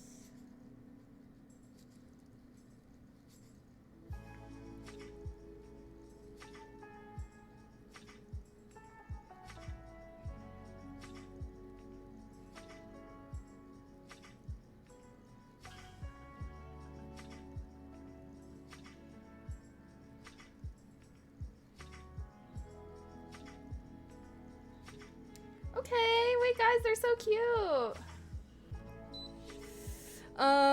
Okay. Sorry, kind of focusing on my nails right now. Can I come back to the West Coast? Maybe someday. I have my friends and my family there. Once Claire leaves, maybe I will. Maybe next year, 2025. 'Cause... What? The whole West Coast is too expensive. I live in... it's a shithole, but everything costs so much. No, literally, even like the random places around the places that I visited. Because when I visited Carmel, I like fell in love, and I was like, I want to live here. And then I was like looking, I was like, okay, it's too expensive. And then I was looking at places nearby, like random places, and I was like, what the heck? It still is so expensive. Oh my gosh. Kick bringing in the DJs. Well, you would think the DJs would be on Kick. Hello, Kick. Also. Sorry, not as many messages over here, so I haven't been answering. Why are you oh my god, what? First of all, why the fuck would you assume that? Chad, okay, I need to... Something that's been getting on my nerves lately is, this is so random, but like, yeah, something that's been getting on my nerves at least is like when people try to guess things about me. I don't know why, like that genuinely always pisses me the fuck off, even if it's like small. Even if it's like, oh, like, are you in a bad mood right now? No, I'm not, but now I am, bitch. Or they're just like, oh, like, I don't know. There's nothing more I hate than people trying to, like, guess things about me. And I'm just like, why? Like, but it's like, you know, it's always like that. It's not like they're actively trying to guess. They're just being like, oh, why are you doing this? Because XYZ? No, actually. But, like, I feel like I don't know. Like, that's just something that I've noticed myself getting genuinely so, like, not genuinely so, but, like, getting a little pissed off over it. Anyways, the reason why I waited to get, not invisible. What the fuck is the brand that I use? I can't think of it. But anywho, is because I actually had braces once upon a time. I had braces, and then my braces broke. And I told my parents about it, and they're like, well, or sorry, not braces. I had braces, and then I finished my braces, and then I had my retainer that I have to wear to keep my teeth straight. Anyways, my retainer broke, and then my parents were like, yeah, well, we can't afford to get you a new one, sorry. It's $500 or something, I don't know. And then so they didn't. They just didn't get me a new one. I was actually really pissed off, and I was crying and asking, and anyways, whatever. But yeah, so they didn't get me one, and because I didn't have a retainer anymore to wear, my teeth moved and became crooked again. And so then that was always pissing me off, especially once I started doing content creation, because my face is always in a fucking camera, and it was just pissing me off. And yeah, but I didn't want to have to wear the aligner 24/7. Anywho, fast forward, I just started DMing aligner brands on Instagram and being like, hey, I'm a content creator and I want straighter teeth, please work with me. And then one of them accepted. So now I'm working with this brand, and I'm gonna like make videos for them and do like before and after type of stuff. Who is this guy? Because he fucking sucks, bro. Let's get this. I don't even know. Get out of here, bro. Wait, actually...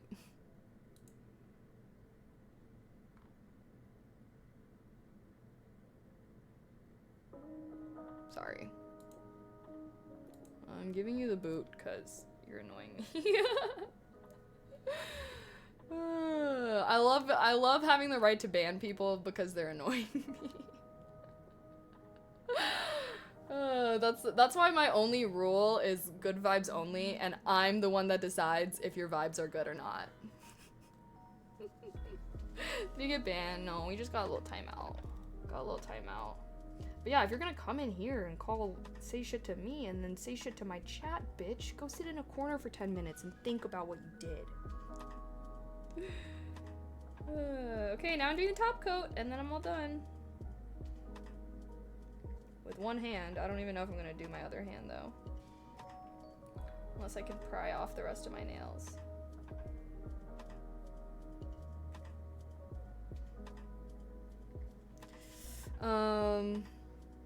Can we ban you for bad vibes? No. The way that you do that is you just leave the stream, you know?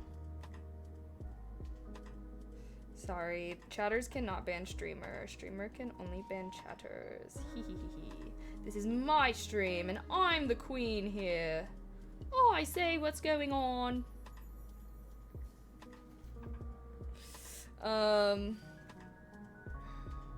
He didn't do anything? Yeah, he did. He was being annoying. That's doing something. Annoying me? That is indeed doing something. Anyone have any fun plans for the weekend? I don't have any fun plans for the weekend. I don't think I will be doing anything fun. I think my weekend will consist of taking care of Moji. So I hope everyone else is having a more fun weekend than me. Or will have a more fun weekend than me. My Friday ain't too bad. Are you guys having a good Friday?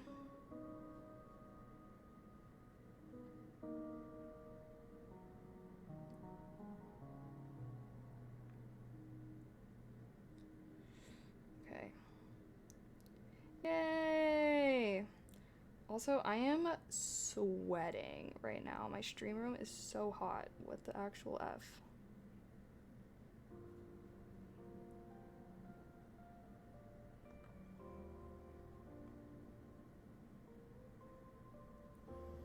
Yay!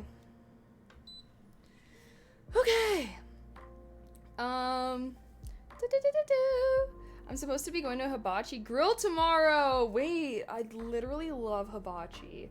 My favorite hibachi place is Oishi, but randomly only the Oishi that was in my small random cornfield town. That Oishi was so good, and anytime I've ever like tried to go to another Oishi, because it's a chain, so like I've seen other Oishis, and then I try to go to it, and then it's like not the same at all. But Oishi, my favorite hibachi place.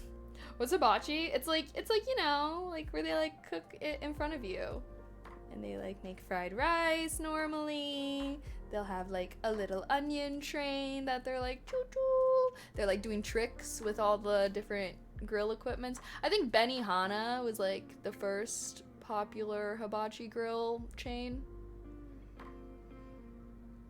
Yeah, Japanese steakhouse with chef stations and whatnot, yeah. They'll like give you soup. Sometimes they'll like toss you food and you have to try and catch it in your mouth. I never do. Actually, that's not true. I can do it if it's small. But there's nothing more embarrassing than trying to like catch the piece of broccoli at a hibachi. Chaz, is there anything more embarrassing than trying to catch the a piece of broccoli at the hibachi grill, but like you fucking miss? Or not even just you miss, like it smacks you in the face? Because I've had that happen to me, and now I'm just like, I just decline. And like they're like no, I'm like no, like I'm not about to get smacked in the face with a piece of broccoli in front of everyone else that's also sitting here.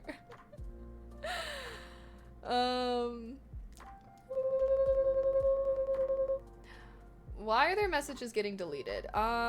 It was the bot. The bot said Spanish detected. I believe that you can see the reason, right?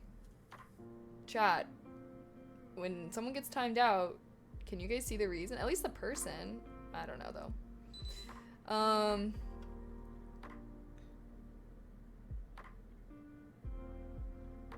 Yay! Oh wait, reveal.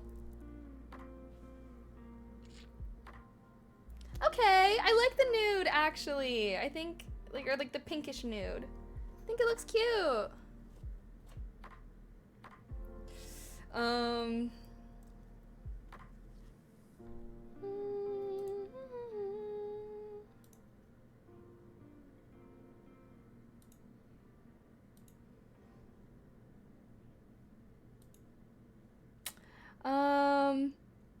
It looks nice. Thank you, chef. Wait, what? It hit your eye? No, it did not hit my eye. There you go again with the saying stupid wrong shit because you're trying to guess or something. I don't know. Sorry, just kidding. You're trying your best, I know. Okay, should I get a drink, guys? It's Friday. Should we crack open a brewski, bro? For the Friday vibes? Hi, KGG Gaming. Hello. They choo-choo the food. They do choo-choo the food, yes. Okay, hold on. Let me just do the finishing touches on my nails. And then I'll have to decide if I want to do my other hand. I like don't want to, but I feel like it's just gonna look so weird, especially because I'm like going out into the world today, so.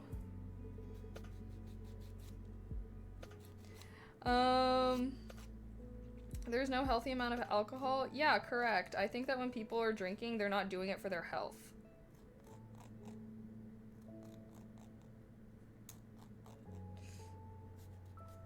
Okay. Cheers for the hydrate. Doink. Yeah, why not have a little drink? Yeah, I'm planning on going out. I'm meeting my friends out for, it's for their mental health. Drinking is actually bad for your mental health, so I would hope that nobody's drinking for their mental health. You know what a good reason to drink is? For fun! For fun! Okay, you should not be drinking for any other reason than for fun. If you are having actual reasons for drinking, you may have a problem on your hands. But having a little drink for fun, good. Just don't overdo it. Had to learn, that's my lesson. I vote mauve or brown for nails the next time. I did really like when I had brown nails. I feel like that's like a fall color though, you know. I do normally try to have my nails match like the season and the vibes, you know. Having fun is part of mental health.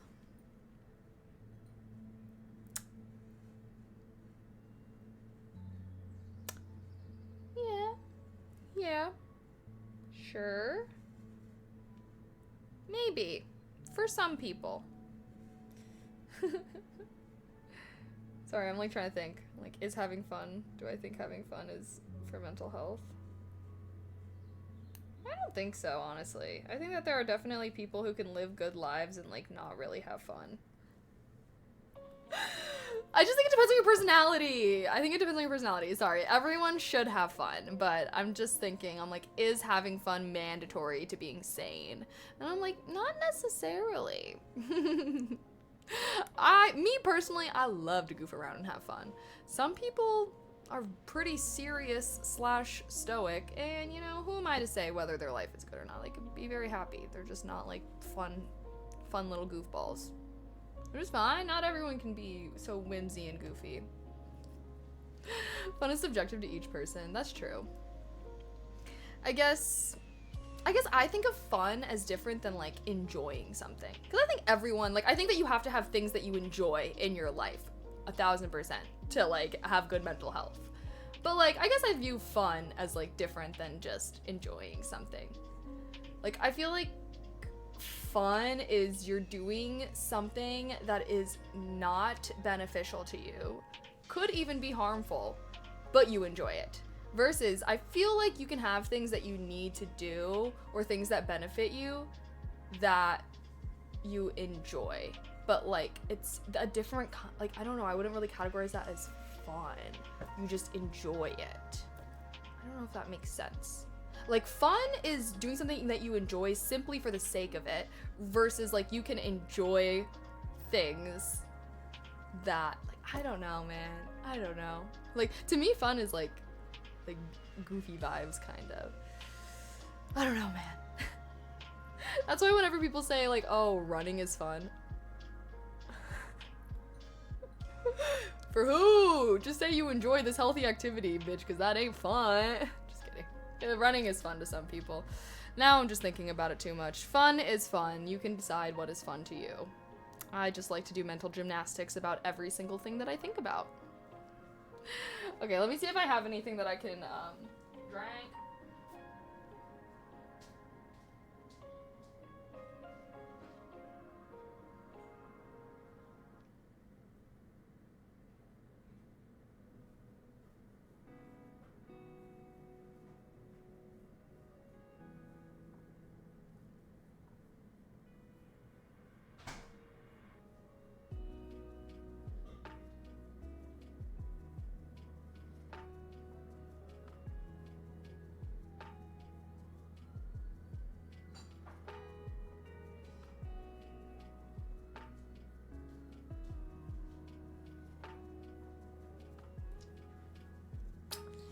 Look, it matches my outfit, guys.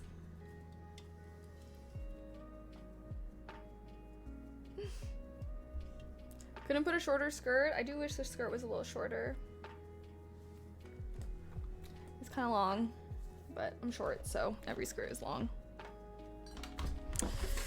I feel like I have to earn the fun. I just ran 4 miles after working out, so let's get turned. Okay, no, you don't have to earn fun, okay? That is a toxic mentality to have.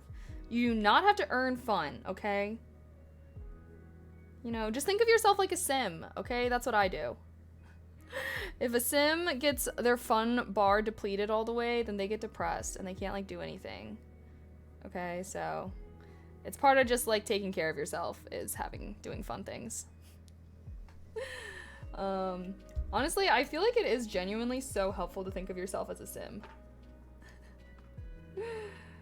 If you were my daughter, I wouldn't let you. Yeah, and that's why. Good thing you're not. You know what? Honestly, let's just ban this guy too. Let's see. Let's view the message history.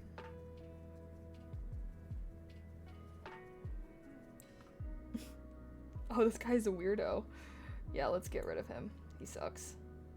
Not the casual misogyny. Bye. Bye. If you were my daughter, God, I hope you never are blessed with a daughter. I hope no one ever has to suffer being your daughter. It's trolling, I'm sure. I don't think so. The unfortunate reality of this world is there are plenty of men who like to fantasize about their future daughters and how they're like, and like sexualize them, like sexually fantasize about them, and then like fantasize even more about all the ways they're gonna try and stop it. It's like, you're so weird. Like, why are you already sexualizing your imaginary not even born daughter? Like, what? You're the weird one here, for sure. But yeah, whenever I see shit that's like, I would never let my daughter... First of all, that's the #1 way also to, like, raise children who don't want to listen to you. If you're, how about you go get your, yeah, how about that? How about that? Great response. I will still be in debate when you come back, but I'm outcast. Wait, what? I'm the naughty sim. The naughty sim? What does that even mean? What do sims, are you woohooing all over the place or something? Whenever I play Sims, I always have to have one absolute whorish man that goes around and impregnates all the women in town. So I always have to have like a repopulation effort, because whenever I play like the same world for too long, like the NPC families don't always like repopulate. So I'm like, all right, gotta take this into my own hands. Plus it's just so fun. It's so fun, because then you gotta like try to not have like them find out about each other and stuff. But it's always a man. It's always a man. It's never, because girls don't cheat. Girls are loyal. Okay. You know, I get that. I get that as a parent, but like, I do think that, you know, people are gonna make mistakes. Your kid is gonna make mistakes. And you would so much rather them make mistakes while they're living at home with you, so that you as the parent can be there to support them and help them fix their mistakes. But if you're just like putting in all these rules trying to stop them from ever making mistakes, first of all, they're never gonna actually learn the lesson, you know, through making the mistake. And second of all, like, you're just gonna be like, you don't always know what's best for them, you know, like they are their own person and they can make their own decisions and stuff. Teaching someone, I feel like with me, like, my parents were always like they were basically just like always trying to stop me from making mistakes, being like, you're gonna regret that, like, no, you're not allowed to do this because I know it's right, you know you don't, like, you're you know, I'm the parent, blah blah blah. Like, it was always that bullshit, and I feel like it made me do things that, even though I knew, like, I don't even know, it just made me be like, well, now I'm gonna do it just out of fucking spite, bitch. I don't even, like, I don't know. Because teenagers are, like, programmed to be rebellious. They're programmed to be rebellious. So the more you tell your teenager no, the more they're gonna be like, well, I'm gonna do it. I'm gonna do it. Like, that was, like, the biggest evidence to me. I think, growing up, I was, like, a little fuck, because my parents were strict, and then all of my friends that were also fucks also had pretty strict parents. There would always be like a random kid whose parents were like super chill. But like, for the most part, everyone that I knew that was close with their parents were not making 1,000,001 rules for them. You know. But anywho, that's what I think. I will say I do not have children. I am not a professional on parenting. I only have my experience as a child. So, but I watch lots of stuff, and I have like a little thing. I'm gonna write a little notebook for myself for when I do have kids. And yeah, I don't know. I always think about that, like how I wanna try and raise them and whatnot. I feel like all the heavy lifting is when they're young. Or they have zero idea. Can kids be more mature than their parents? I don't think maturity is the right word. Because let's also keep in mind that your frontal lobe is not developed until you're 25, okay? Which means that when you're a parent to a teenager, you're just helping act as their frontal lobe. Like legitimately, they cannot think as well as a fully developed adult. And now that I'm older, like when I was a kid, I was like, whatever. But like now that I'm older, bro, like I can tell. Like the way that my brain works and the way that I like make decisions and think about things is so different right now with me at 24 than it was with me at 18. And that is why I'm always such a diehard on the hill of like, I don't know. Just like why I think it's super predatory when someone like older goes for someone younger, even if like the age gap isn't technically that big. It's like, bro, their frontal lobe is not developed. They can't even like legitimately decide like things. Like I feel like I'm like leveling up. Like as I've gotten older, like I swear to God, you can like feel your brain developing. Like it feels like your character leveling up. Like when you turn 18, you think that you've reached like level up. Like, okay, I'm 18, I'm an adult, I can go buy cigarettes or, you know, go gamble, I guess. But like, nah, bro. I feel like the real level up happens at 22. I think 22 and 23, but mostly 22. I would say that was the age where like I am like feeling my brain develop. Like I can just literally feel myself thinking so much more clearly and like I'm making, yeah, I don't even know. But yeah. So yeah, all I gotta say is if you're like 18, 19 and like shit is just not making sense, or I don't even know, you're just like, what's wrong with me? I guess that's what I gotta say. For all the people that are like younger than 22, if you're ever thinking what is wrong with me, like, oh my gosh, just wait until after you turn 22, and then if something's still wrong with you, go get that checked out.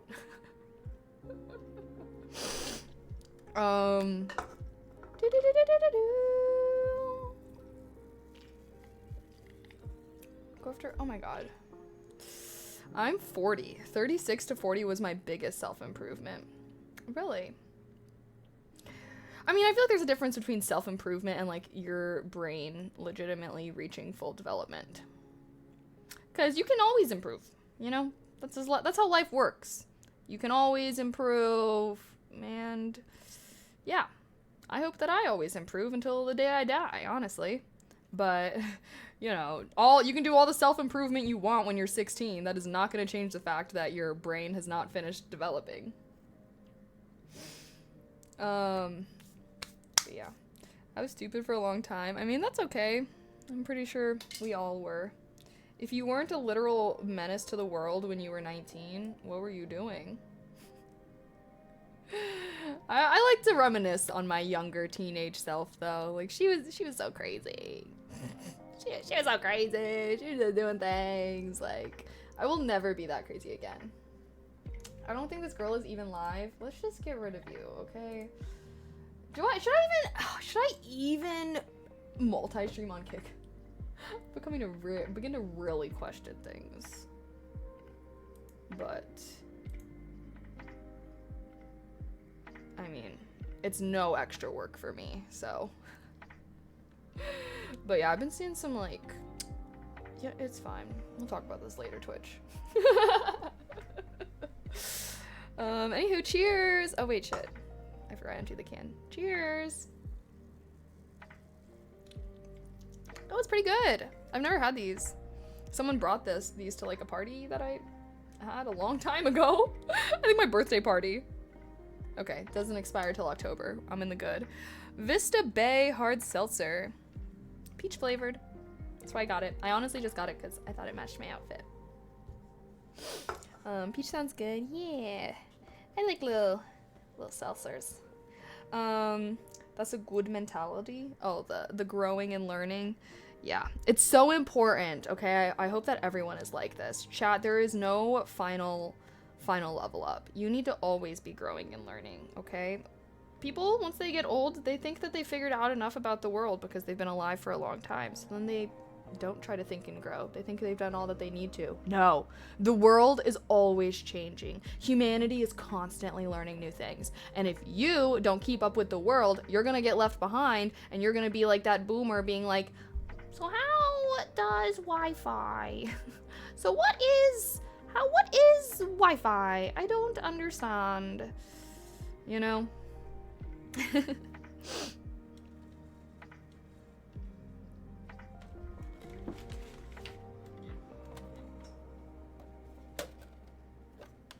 Alcohol doesn't really good bad. Wait, what? Have you finished all your vape pen? I do not vape. If you're talking about the Benjamin, I mean, I didn't finish it, if that's what you're asking. I don't know. Do you love some kinds of sushi? I do love sushi. Sushi is delicious. I'm a big fan of sushi. But I usually do go get pretty simple rolls, I'll have to say. I've been really vibing with the Alaskan roll lately. Vaping is bad. Yeah, I think everyone knows that. I think we all know that vaping is bad, right? Okay, good.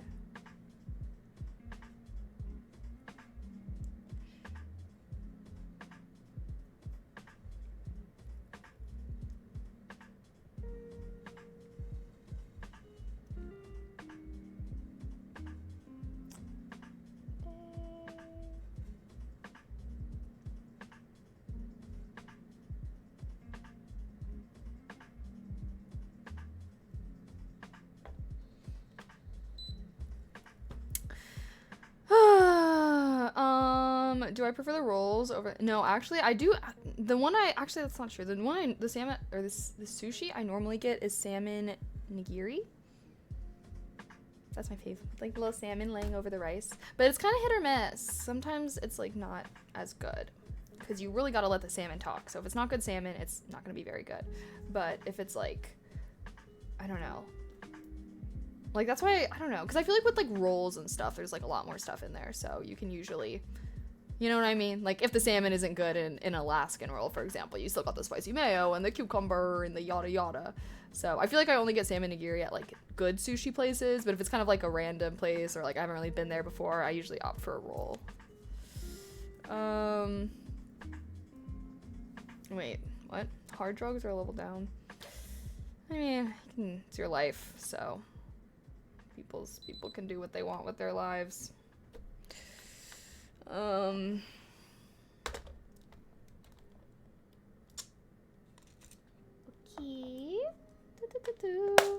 Do I appreciate protective men? No, I hate them. Stay away. By protective, do you mean possessive? Because I hate. I'm gonna go with no. Honestly, I'm just gonna answer that question with a no. Protective men usually mean possessive, usually mean controlling, usually mean like jealousy issues, usually means insecure. They're afraid that if you step out into the world looking like the sexiest bitch ever, like suddenly they're like crying on their knees. See, protective men are the kind that are like, no, you cannot wear that slutty ass dress, you fucking whore. But I'm only trying to protect you from the other guys out there. They're always like that. Protective men are always misogynists.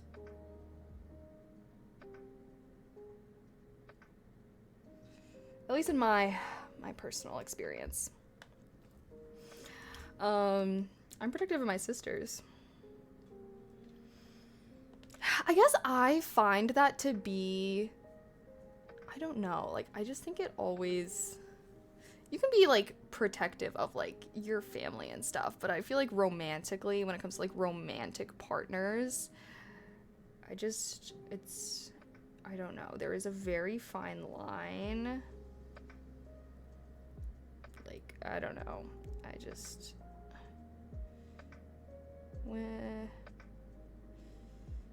like, I can't imagine that most people are living lives. Oh, God.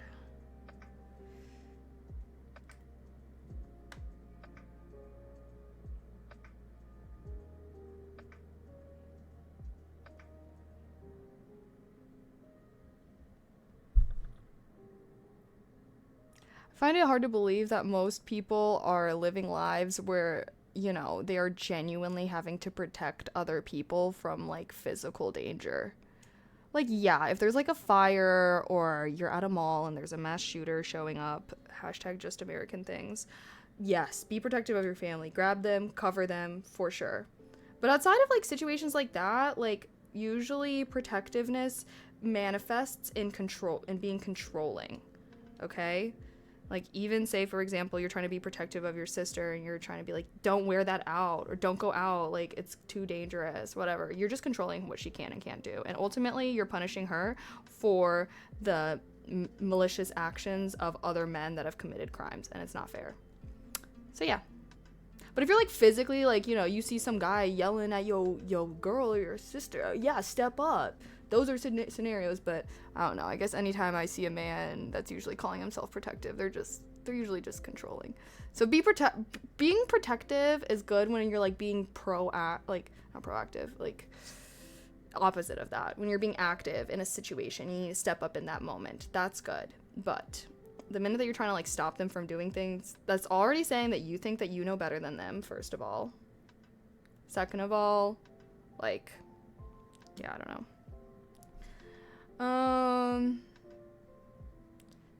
Insecurity aside, women have certain needs. Being protective might be a need for a man to be happy. That is just not a need, bro. Like, what are you talking about?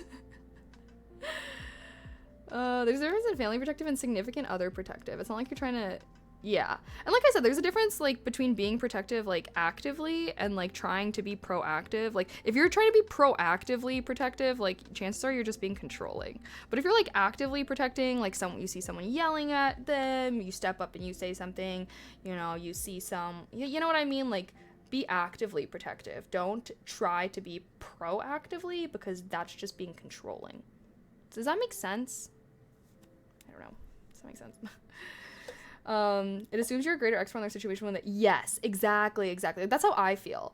Like, there are situations there where I just know that they're dangerous as a woman. You know what I mean? I just know. I know, like, I'm a woman living in this world, and the unfortunate reality of a woman living in this world is, like, you're hyper aware of situations that are dangerous to you.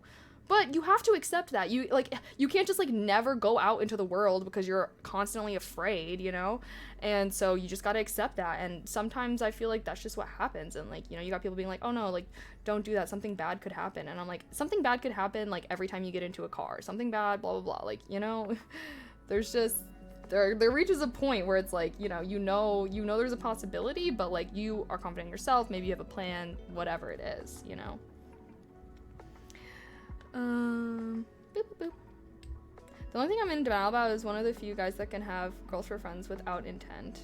Wait, what? The only thing I'm in denial about is I'm one of the few... Wait, what are you in denial about?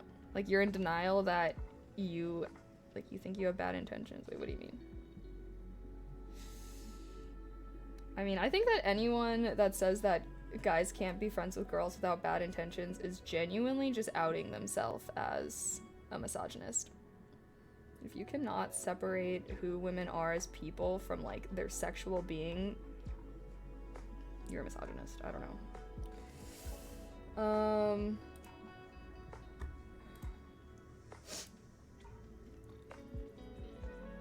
It depends where you live too. Like, in some Islamist countries, it's dangerous for women to be unaccompanied. No, it's not just dangerous, it's illegal. It is literally illegal. I think it's Iran. It's literally illegal for a woman to be, like, a certain distance away from her house without a male chaperone. And which is crazy is, like, literally look up, I think it's Iran, but literally look them up, like, in 1970. Pictures of their country, it looks like today. It looks like the same. And they've regressed so much on women's rights. It's actually insane. It is actually insane.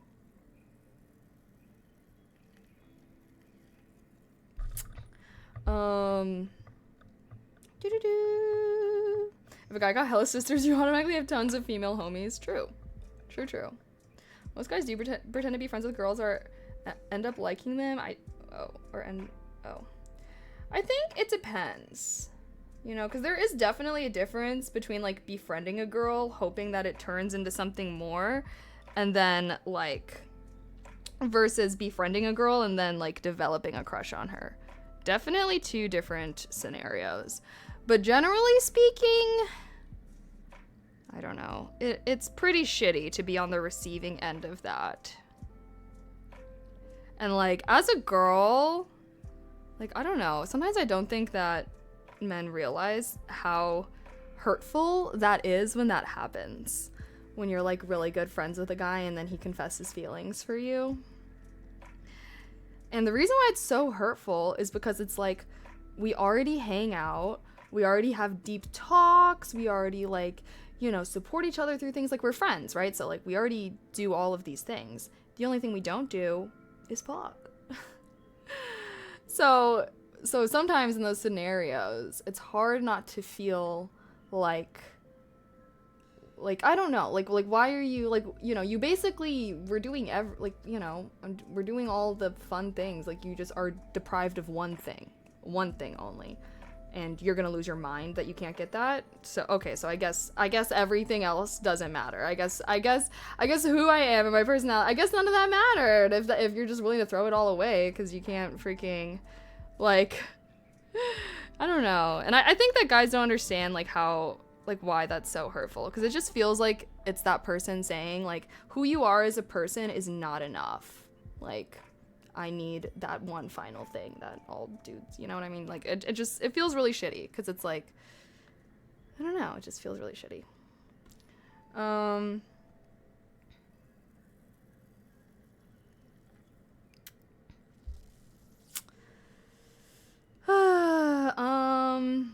Thanks to the, yeah, no, we've definitely, it's so sad. I literally like cried my eyes out when I watched a video about that. Okay, anywho, genuine question, is it better to remain silent forever? I don't know, like, I'm gonna have to go no. Like, I am always an advocate for like, shoot your shot, bro. But then it's kind of like, I don't know, I guess I just kind of feel like you should be able to tell when someone likes you or not. You know, like, I guess, like, shoot your shot, but then you're just gonna have to accept if she doesn't want to be friends with you anymore. And see, the thing is, though, too, is like, okay, so I've had that happen to me, right? I've had that happen to me where I'm really good friends with a guy, and then he confesses feelings for me, and then I'm just like, oh, like, thanks, I guess. Like, I don't feel the same way about you back. I don't like you back, but I enjoy our friendship. So, like, we can keep being friends if you're fine with that. And then sometimes they'll be like, okay, I guess, like, you know, kind of sad about that, but it's fine. Yeah, like, I do still enjoy hanging out with you, so, like, let's still be friends. And then so I continue being their friend, and then I'm just, like, pretending like that never happened. And then they'll come back, like, months later and being like, okay, to be honest, I have not stopped having feelings for you this entire time. As a matter of fact, they've grown. Something like that. And then I'm like, oh shit, well, I'm still standing on business of what I said. I still don't feel the same way. I am not being negatively impacted by this friendship, but if you are, it's probably best that we're not friends. So it kind of sucks, like, from the girl's perspective, from my perspective, because it's always like, I'm always like, okay, cool, thanks, but like, I don't feel that way, like, let's just be friends. I always like give the option, because it's like, if we are hanging out and I enjoy you, and you're not being like a creepazoid about it, you're just being like, oh, like, I kind of like you, whatever. Like, I don't mind still being friends afterwards. So I'll just be like, oh, like, I just don't feel that way, like, let's just be friends. And then, like, I don't know, but it's pretty frequent that then they'll just come back and be like, okay, well, like, since we've stayed friends, I basically never stopped having feelings. So, usually by the second or third confession, no, it's usually confession number 3.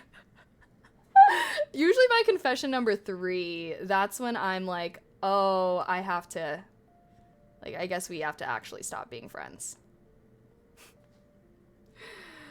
Maybe I'm naive for giving them that opportunity, but I don't know. Usually it's like, I do enjoy being their friend, so it makes me sad that they can't deal with the fact that literally the only thing that they're lacking is we can't, you know, do.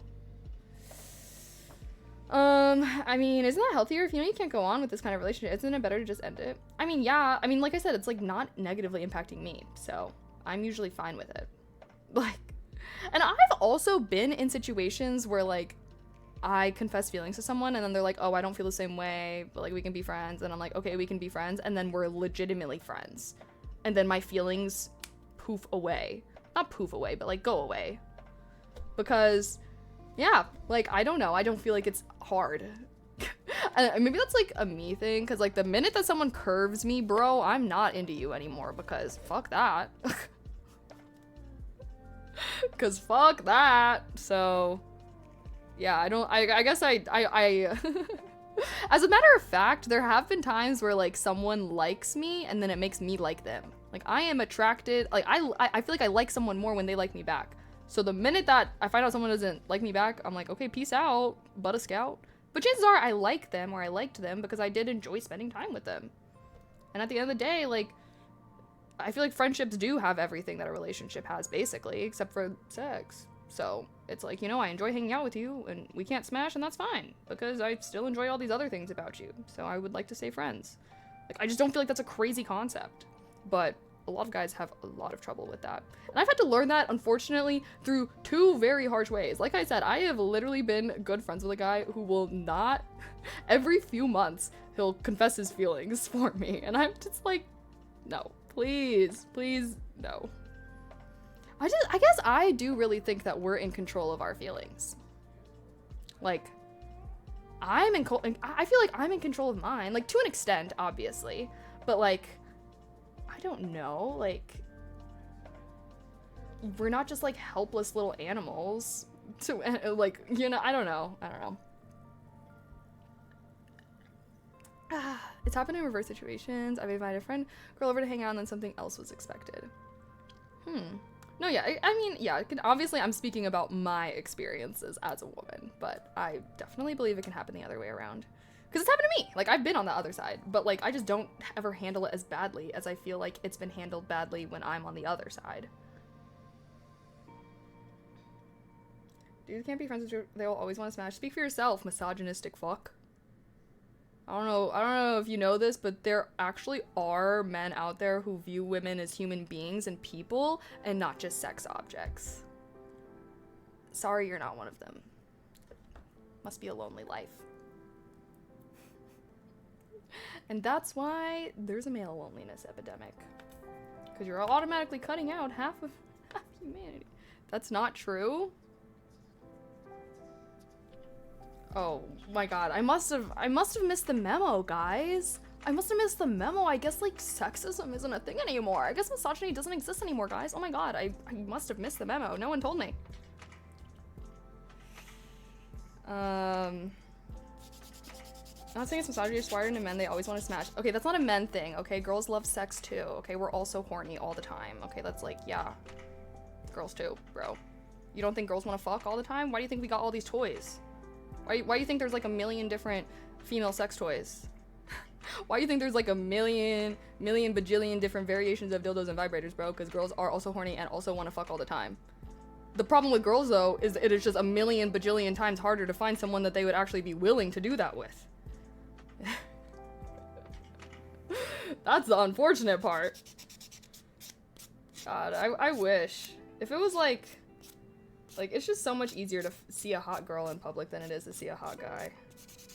It's a true tragedy.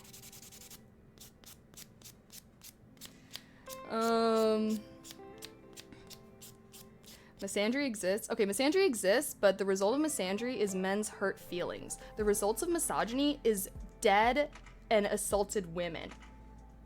Okay, like, how many of these mass shooters that we've been having over the past couple of years explicitly say that they are incels and that they explicitly want to try and kill as many women as they can? Yeah. Yeah. I don't know, man. Just, you can look into the data and stuff, but if... And I'm not trying, like... man. I think it takes us acknowledging the problem to fix it. That's all I want, is I just want the world to be better. So, like, let's just face the facts and let's just face reality and let's just do better. Like, it's, you know, like, I don't understand why, I don't know. I literally cannot, I'm having a hard time even trying to entertain this conversation. Like, literally, if you just look at data, okay? If you just look at data, And you just look at how many men kill women and then how many women kill men every year. You can look at that. Like, that's obvious data. When women are murdered, it's like a freaking 90% chance or something like that it was their spouse or their partner. But anywho, there for sure is like a gender war going on that's stupid as fuck, okay? Because we're all human beings at the end of the day. And yeah. And honestly, okay, I guess what I gotta say is, like, men pushing back against feminism, you're hurting yourself, okay? You're hurting yourself. I used to be, I'm not gonna lie straight up to you, I used to be like that misandry, like, all men, I hate all men, blah, blah, blah. I used to be like that, okay? And you wanna know why? It was because of y'all. It's because of y'all and my experiences with men in my life. That's what led me to feel that way and whatnot. And then I read this book. It's called The Will to Change, Men, Masculinity, and Love. And I cannot recommend it enough. So basically the book is a lot about like men's issues and men's problems and how the patriarchy negatively affects men, and also the ways that women can contribute negatively towards the patriarchy and like uphold patriarchal standards. One way would be expecting men to make a lot of money or be financial providers, for example. I definitely used to have that mindset because like that's how we're socialized, right? Like I definitely had the mindset of like, oh, I expect my man to make more money than me, blah, blah, blah. Anywho, then I read this book. And I read this book called The Will to Change, and if I was so impacted from it as a woman, I can only imagine how much more impactful it would be for men, which is why I recommend it all the time.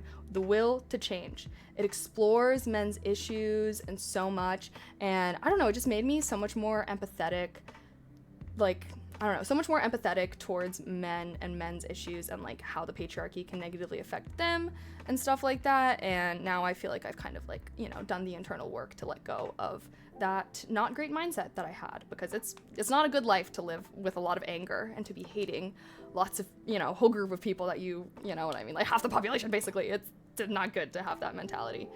And I guess I just want to say that I feel like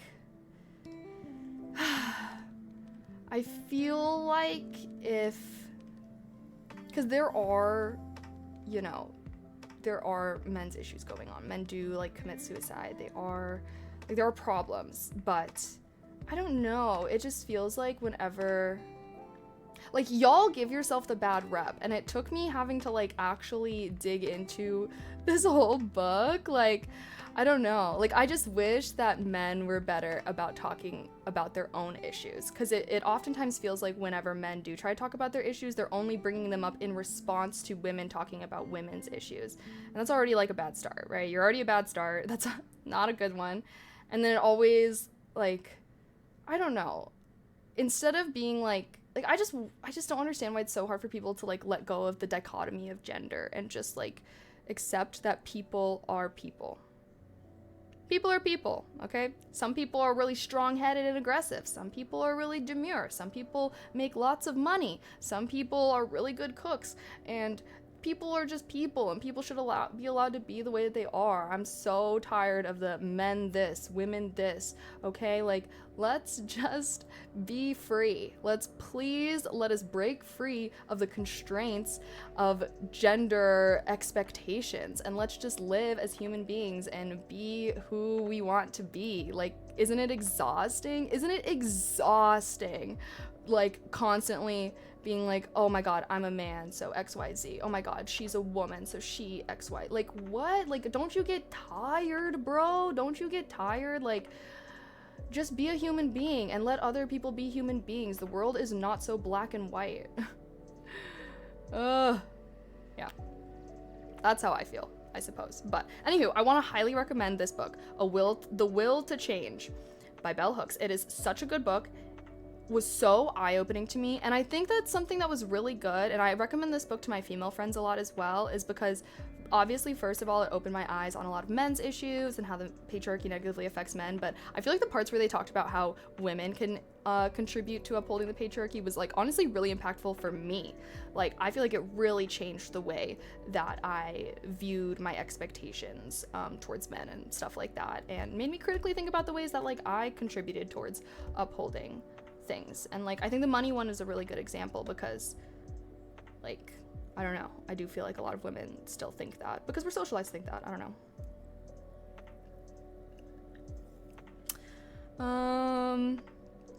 Honestly, these expectations and how it should be come from such old world ideas. To keep these traditional ideas is kind of gross. To understand that we're from the same is the exactly. So it brainwashed me, bro. It made me more empathetic to men. I think that's a good thing. Okay, like come on now. I think we can all. What standpoint am I changing, bro? What standpoint am I changing?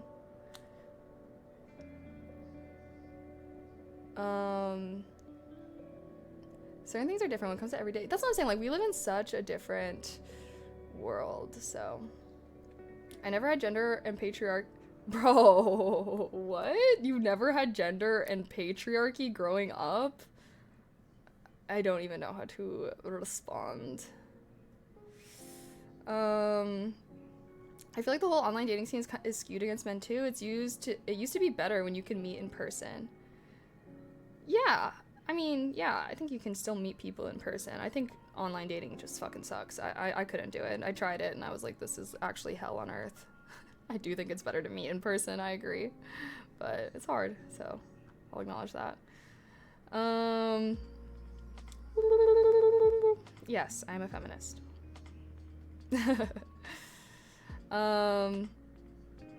Letting people just be while intoxicated on antidepressants. Who's on antidepressants? Because not me, bitch. What are you even talking about? Why are you bringing that up? What?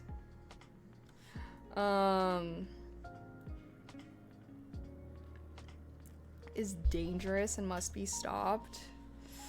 Bro, I'm tired. Nothing wrong with meds if you need it. Sorry, I'm just getting pissed off at this person's message. Nothing wrong with being on meds, okay? But when someone tries to insinuate that that's why, I don't even know. Like, sorry, you're very correct in that. Hello, Vash. I feel like online dating is nice if it supplements real dating. I will say, I do think, I know plenty of happy couples that met online, lots of people meet online, lots of people have great experiences. I will go so far as to say, at least in my experience as a woman and knowing other women that have been on dating apps, they usually don't like it. All my guy friends that I know and all the guys, they love the dating apps. They're never really complaining about them. They're just being like, okay, whatever. But the girls, bro, they're like, this is hell. This is war. I can't. And yeah, I don't know. My thing was when I tried to do the dating apps thing. Okay, let's just get rid of this guy because he sucks. He sucks, bro. Okay. Oh my god. Sorry. I'm not I'm not in the mood to be dealing with people who be open-minded, okay? You can have your different opinion. Obviously, this is Twitch, okay? So I recognize that there's lots of people on here that, really, really fuck with gender roles. But anywho, just be respectful, okay? If you're gonna come in here with a I'm right, you're all idiots and you're wrong type of vibe, like that just sucks, bro. That just sucks. So yeah. I met a girl that was a really good match on a dating app. I just tried it recently. Oh, congrats! I hope everything works out. Oh my gosh. No, like I said, I do have friends that are in very happy relationships and they met off of dating apps and stuff. So, like, you got this. People definitely have good experiences, just not me, I guess. I'm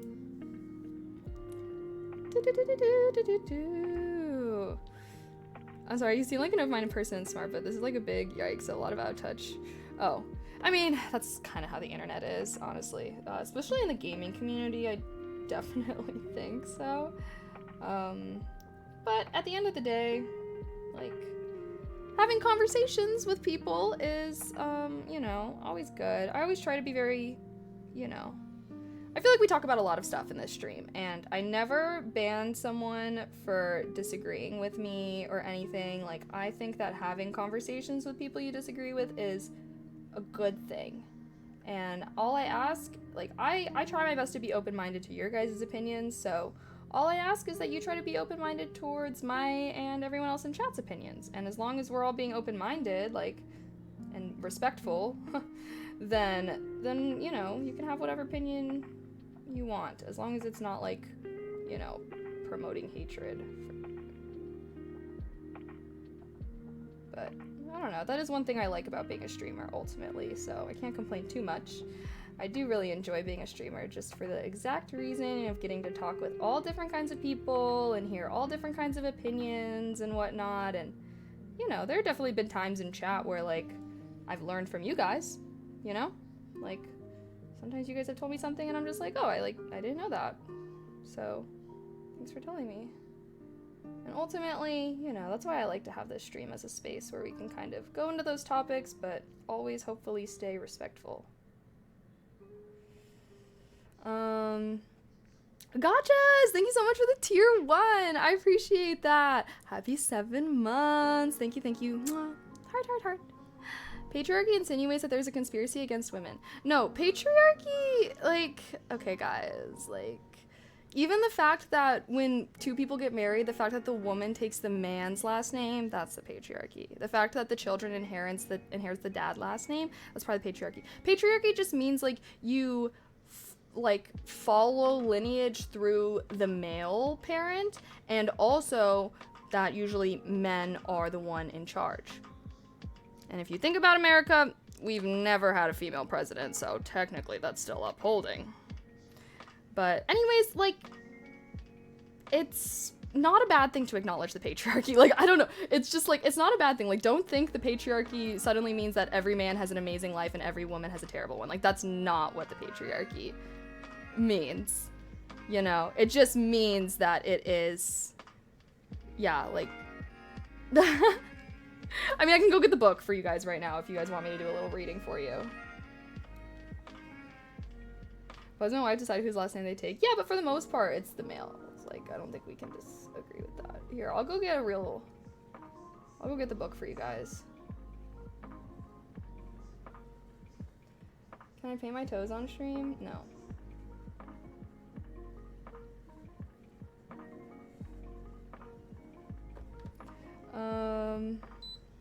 Thank you. Chat helped me pick out the color.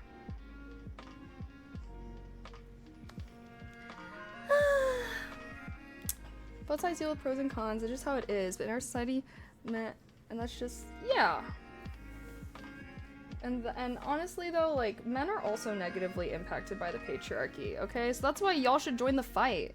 Because y'all are also negatively impacted, okay? So, we're all in this together. We're all in this together. Happy birthday. Oh. Happy birthday.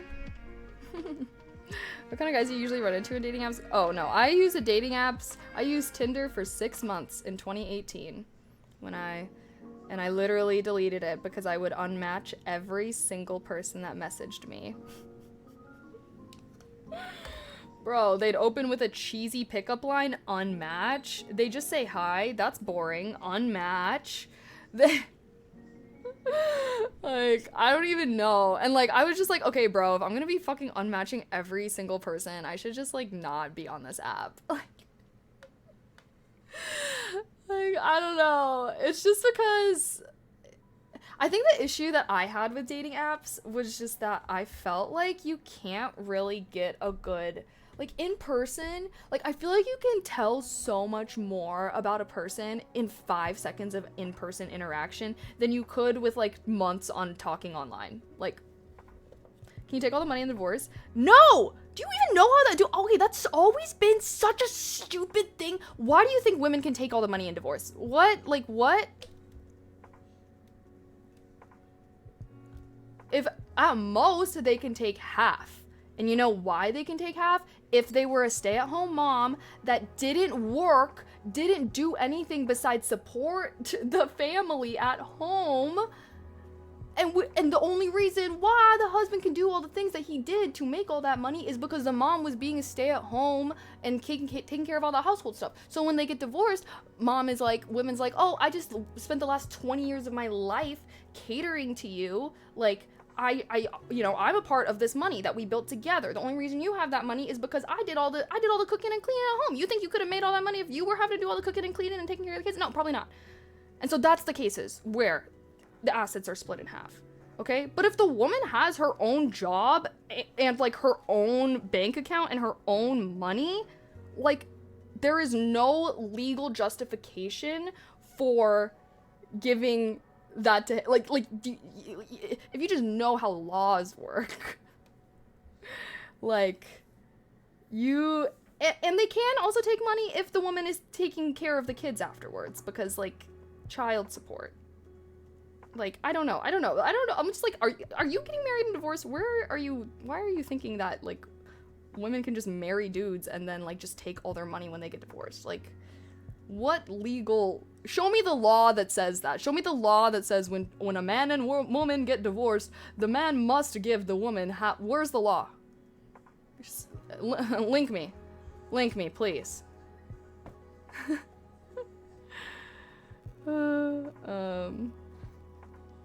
Should we just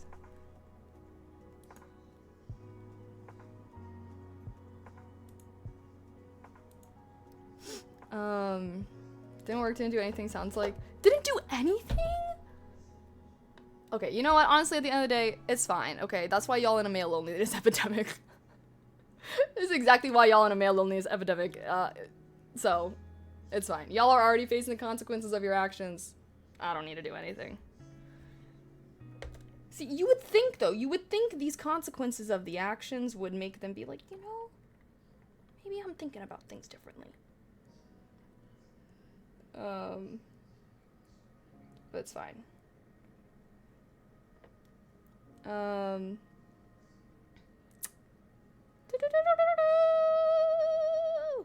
a stay-at-home dad, feminism. Bro, I'm trying to have, I want a stay-at-home husband.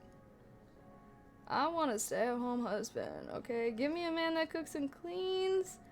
Hell yeah. Just stay at home, baby. I'll bring home this bread. Don't you worry. Dead ass, though. Dead ass, though. It's way harder to find a dude that's down.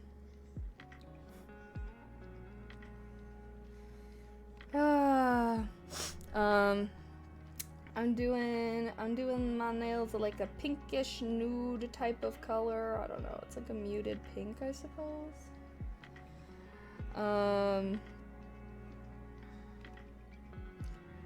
The concept makes sense, but does Jeff Bezos' ex-wife really need $500 million? Okay, but does Jeff Bezos need $500 million? No. Both of those people have more than enough money than they need, okay?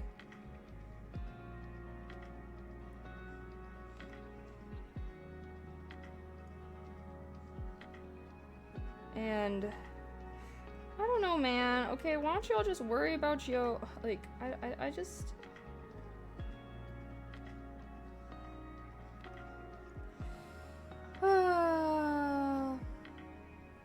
anywho.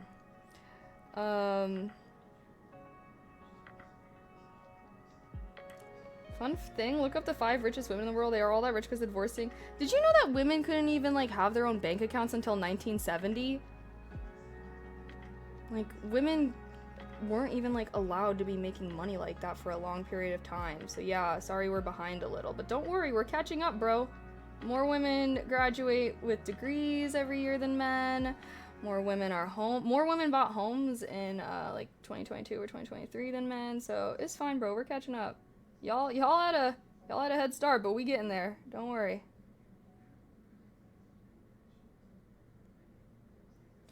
I would love to be a stay-at-home dad, but there's not enough demand on the market. No, I'm telling you, like, learn how to cook and clean. 1000% you could bag yourself a freaking provider wife, bro, because there are so many girls out there that, like, you know, they're super hardworking, ambitious. They're about their bag. They're about that job. They're about that bag, you know? And they don't like cooking and cleaning. You just gotta find them, okay? You gotta find them, because once they find you, they're not gonna let you go, all right? Like, dead ass.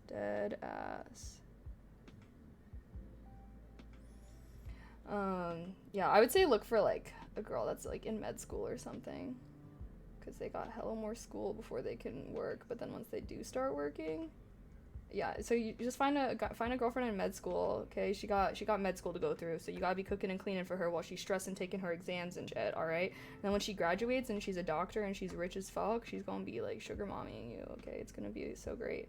It's gonna be a win-win. She comes home from her long doctor shifts to a nice warm cooked meal and a clean home, and you get to do whatever you want for the day while she's gone. Besides, gotta clean a little bit. Yeah. I think you'd be surprised by the amount of women that are just so down for that. Because the unfortunate reality is there's a lot of dudes who don't cook and clean, so, like, I feel like a lot of girls don't get into a relationship because they just think it's more work than being single. If they rather than cooking and cleaning for themselves, now they have to also do it for a man? Like, why would they want to do that? They got their own life. I am in Chicago, yes. Talking about this on stream is not a good idea. Why? I'm not a pussy ass bitch. Mochi! Hey! They're coming out so cute.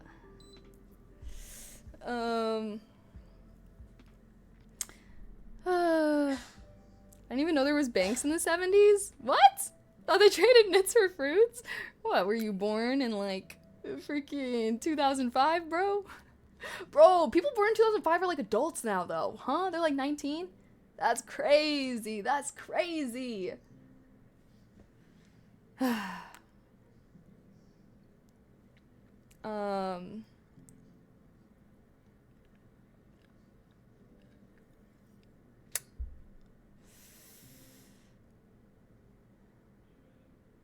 I'm not hating, just my thoughts. Well, your thoughts are suck. Probably because you're stupid, but...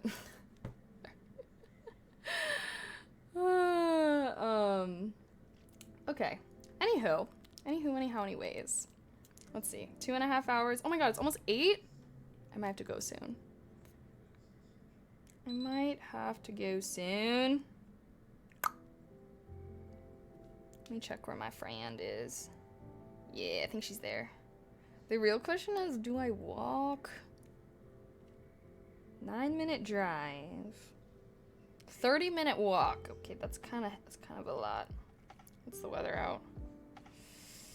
87 degrees. 87 degrees. Oh my god. It's a little hot for a walk, I'm thinking. I'm thinking that's too hot for a walk.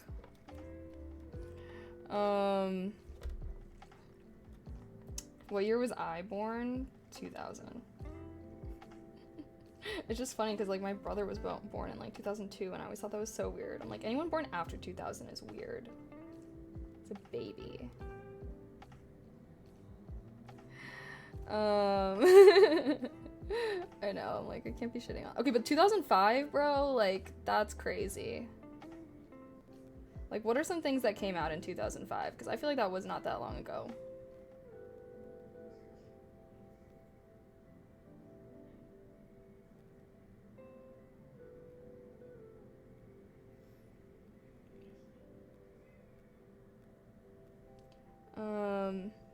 Am I a Zoomer or a millennial? Oh, I'm a Zoomer, bitch. What the fuck? The millennial cutoff is like... Well, the millennial cutoff is what, like 1995? Yeah. No, I'm not a millennial because I'm not always, like, talking about, like, the nostalgia from the 90s. That's how you can spot a millennial from a mile away, is they're always just, like, talking about the 90s for whatever reason. Sorry, I know the reason, but, you know. The rise of the 2005 emo. World of Warcraft came out in 2004. Damn, World of Warcraft is an old-ass game, though. Like, 20 years? That's crazy. What? I like your looks and your outfit. I just really don't like your personality. Okay, then bye. Never come back. Fine, then bye. Never come back. I actually couldn't care less. Okay, sorry. I feel attacked. The 90s were the best decade. Oh, so you're a millennial. Oh, so you're a millennial. It's okay. It's okay. I'm pretty, like, you know, I'm a little millennial adjacent. For sure. I definitely feel like me liking goofiness is a millennial thing. feel like Gen Z can be a little serious. And I'm just like, let's just goof around, bro. Look at that little doggo. Ha ha ha. I'm an elder millennial. I like millennials. All right, hold up. I like millennials. Okay, they are hashtag cringe, but like they wanted to be hashtag cringe, so like, you know, that's like their brand. Doggo, yeah.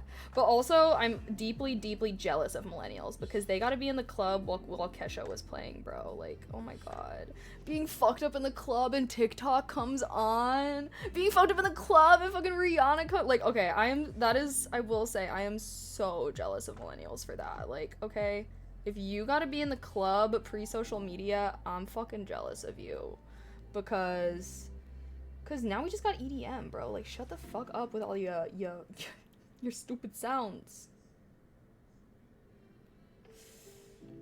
Can't deal with it. I think that's the worst thing about about my generation is they just like EDM way too much, bro. Like, chillax. Chill on that, bruh.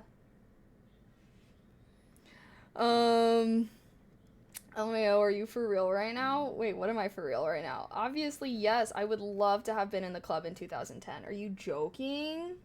I would kill to be in the club in 2010. Would not want it. What are you fucking talking about? Can you just, like, stop being such a close-minded fuck, Rob Boss? Okay, Bob Ross would not like you having these things. Let's just...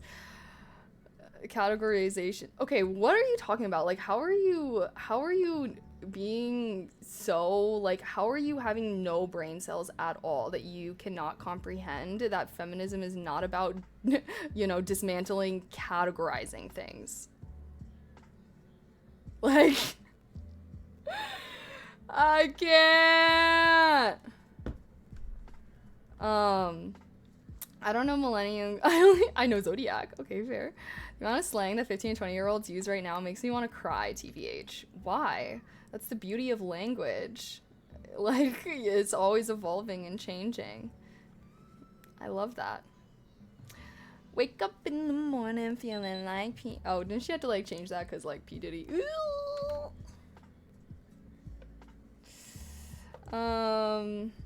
Party rock. Bro! Oh my god! Party rock in the... Bitch! I can already, like, oh my god. See, the thing is I didn't have the club, but I had the playground. Okay? I had the playground in this time and era. And, oh my god, like, literally, there was a whole time period where it was, like, this thing that, like, you know, 6th graders, this is when I was in elementary school, so 2012, 2011-ish. I was, like, in elementary school, and so, like, you know, like, 6th graders, you're, like, the oldest, you're, like, not trying to play on the playground, so we would all stand in a giant circle, all the 6th graders at my school, we would all stand in a giant circle, and someone would always bring a speaker, and they would literally just have, like, dance battles, and, like, it would always be shuffling, obviously, also to LMFAO songs, like, and that was the closest I'll ever get to listening to those songs in the club, because we'd all be, like, cheering and singing, and they'd be, like, dancing in their, like, little skinny jeans, and they're, like, like, when they had, like, gauges were super popular, and, like, suspenders, and... Wait, what was that? I'm trying to, like, think of that brand shirt that everyone would wear, and it was just, like, a word on it. What was the word? It was, like, everyone would wear it. Oh my god, I can't even remember. But, like, you could for sure find it at Hot Topic. Like, you walk into Hot Topic, and this brand is everywhere. What's it called? No. It's, like, Hot Topic vibes. Like... I can, like, see... it in my head, the logo. I just don't like the laziness of the short-term slang. They try to shorten every word and then have no ability to communicate properly. LOL. That's all. I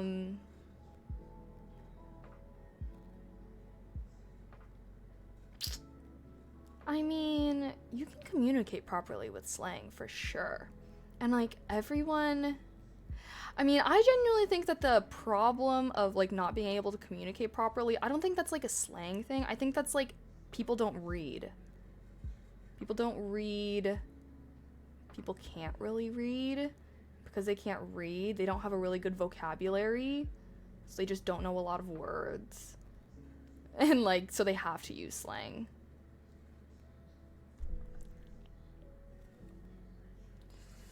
And that's why you gotta read, kids. You gotta read. So you can have good vocabulary and you can have fun, cool conversations.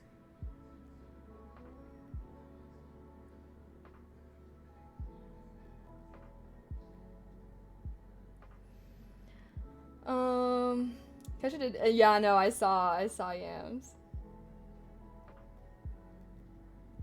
I just don't like bet or 100% so much, really.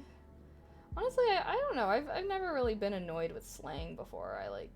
I'm just like, what does that mean? I'm like definitely starting to get a little older because sometimes I'm just like, I'll see some slang online and I'm like, what does that mean? Wait, there was like something that, let me think of like, there was something that I saw earlier and I was like, I have no idea what that means. Can't remember whatever it was, but I remember thinking like, oh, I should ask chat. Like, you guys are how I stay up to date on slang. So sometimes when I like don't know, I'm like, what? You're 24. Yeah, which means I don't have the same vocabulary as fucking middle schoolers, okay? Like, yeah, I'm 24. That's why I don't know the most recent slangs, because I'm a fucking adult. And I'm not on the playground talking about skibbity toilet riz. Skibbity riz, what the sigma? Okay, I know riz obviously comes from charisma. Skibbity, I think that's just from a lot of their like little things. See, but the thing is like the brain rot language isn't necessarily the same as slang. Like, what does skibbity mean? I think that's just like a goofy sound, right? Like, they just like to say it. 24 social security age. Oh,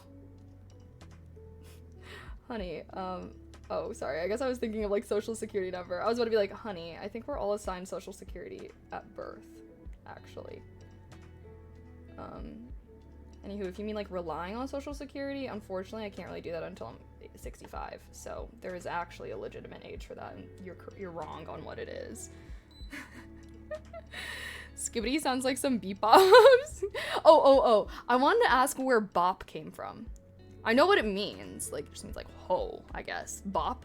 But like, where did it come from? See, that's my thing, is like, I like see slang, and usually like using context clues and stuff, you can like, you know, see what it means pretty easily.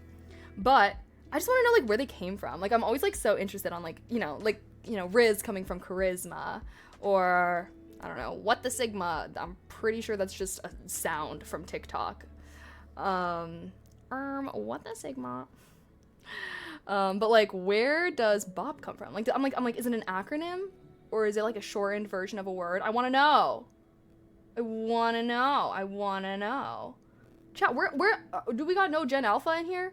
Damn, I guess we'd be talking about like books and literature and like feminism. Probably scared away all the Gen Alphas. Sorry, kids. Come on, we're so casual and fun in this stream, for sure. We never talk about complex issues. Skibbity toilet riz. Come on, Gen Alpha, my stream is so fun. Skibbity toilet riz. Aren't I so cool, guys? Like, what the sigma? This is me trying to keep up with the kids. I'm one of you guys. Come on, I'm a youngster, chat. Come on now. The one thing that I do think is so funny about Gen Alpha is they say chat. They say chat. Like as a meme. They're just like, chat, what does this mean? And they're just like talking to their friends or something. And I'm like, wait, I say chat. Be like, oh my god, like, I inspired them. I inspired Gen Alpha new slang. Sounds ultra new slang. I guess I don't really use slang that much, to be honest. Do I? I mean, I use acronyms a lot. Like TBH. I say TBH a lot. Verbally. Has nothing to do with reading, has everything to do with people having no social skills because phones.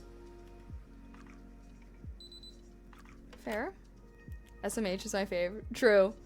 Sometimes, like, shaking your head isn't enough. You need to, like, actually say SMH. The one thing that I used to always wish was, like, I wish there was, like, a vocal equivalent of, like, question marks. Like, 2 question marks, you know? Like, I need there to be, like, a, like, huh? Like, that just sounds so dumb. I want it to be more like a, you know, but like verbal. SMH, shaking my head. Yeah.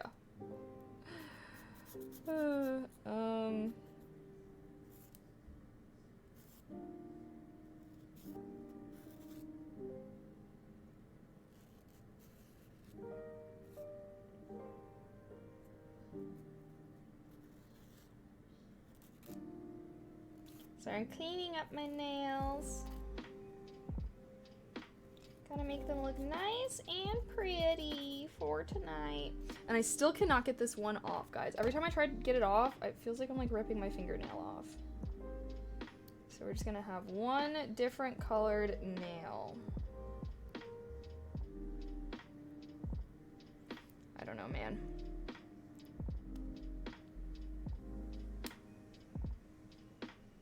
Wait, is this fucking Wait. Oh my gosh. Of course I get it after I've already finished this hand. Are you joking?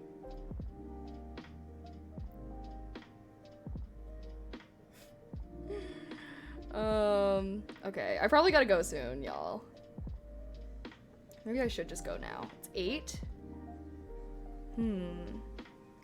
I wonder how long it takes for slang to evolve to the point where it's difficult for most people to follow. Kind of like how Old English, I think very quickly.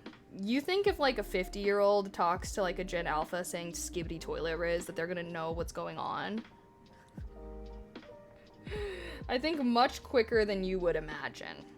Even like, you know, even like freaking 25-year-old talking to a 8-year-old, they're already gonna not know what they're saying. Like, you know, I feel like it evolves very quickly, especially with I think that it used to be slowly because it would have to spread regionally, but then the internet, now so easy. Slang pops up and is normalized in like freaking one day.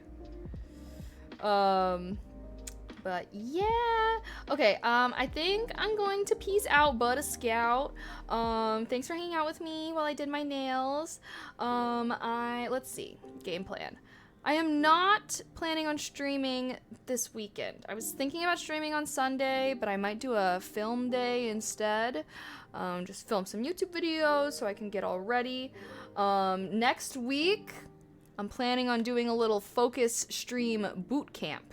So if you enjoy my focus streams, you will have a good week next week. If you don't, sorry. But gonna do a little focus stream boot camp, and try and like do a lot more of my class, my coding class that I've been doing, because I just feel like once a week I've been going through it really slow. I feel like if we just do 1 week where I do a lot of the class, hopefully I can get through it a lot faster and maybe even start building my first app. Super excited for that.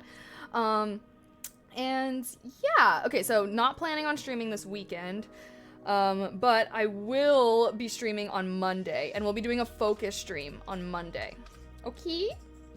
Thanks for hanging out with me. Thanks for talking. I know we talked about some kind of heated subjects, and I know I like haven't been in the best mood the past few days, but regardless, I feel like this was a good stream. I hope I did an okay job. Talking about feminism on Twitch is always hard, but we did it, and there were minimal bans, which, you know, that's always a good thing. So thank you to all the amazing chatters out there. Thank you to everyone who's open-minded and respectful in my chat. You are the cheese and butter, the bread and butter of this community, because I love having interesting conversations with you. It's just always gonna draw out the fucks, you know, but I feel like we have lots of great combos on here, so I don't want to stop them. Skibbity Sigma weekend. Skibbity Sigma weekend, guys. I hope you're on that grind, chasing that yacht, staying away from these bops. We need to have one more moment for the outfit, because I cannot get over how cute this skirt is. So cute. This is what I'm wearing. What I'm wearing out. But anywho, thank you guys so much. Thank you everybody that subbed or gifted subs today. Your guys' support towards my channel is always appreciated. And I wanted to have my Santa Cruz vlog up for you guys today, but that unfortunately did not happen. So it might get posted this weekend, or maybe I'll just wait to post it until a stream where I can show you guys and stuff like that. But it'll be up on my personal YouTube channel. Sub to all my YouTube channels, and then I post daily on that first link. I post daily. Thanks for hanging out with me as well, Kick. Okay, heart you guys so much. Okay, I'll see you on Monday, and we're gonna have a really good and also, by the way, I'm going to be out of town on the 30th. Okay, so next week I'm gonna try and stream a lot before I go, but I'm also gonna be focused on trying to like film content for you guys, so I still have stuff posted while I'm gone. But yeah, so the week after next week I'm gonna be gone and out of town, so no streams, which means comes to next week's streams. Okay, I'll see you guys on Monday, all right?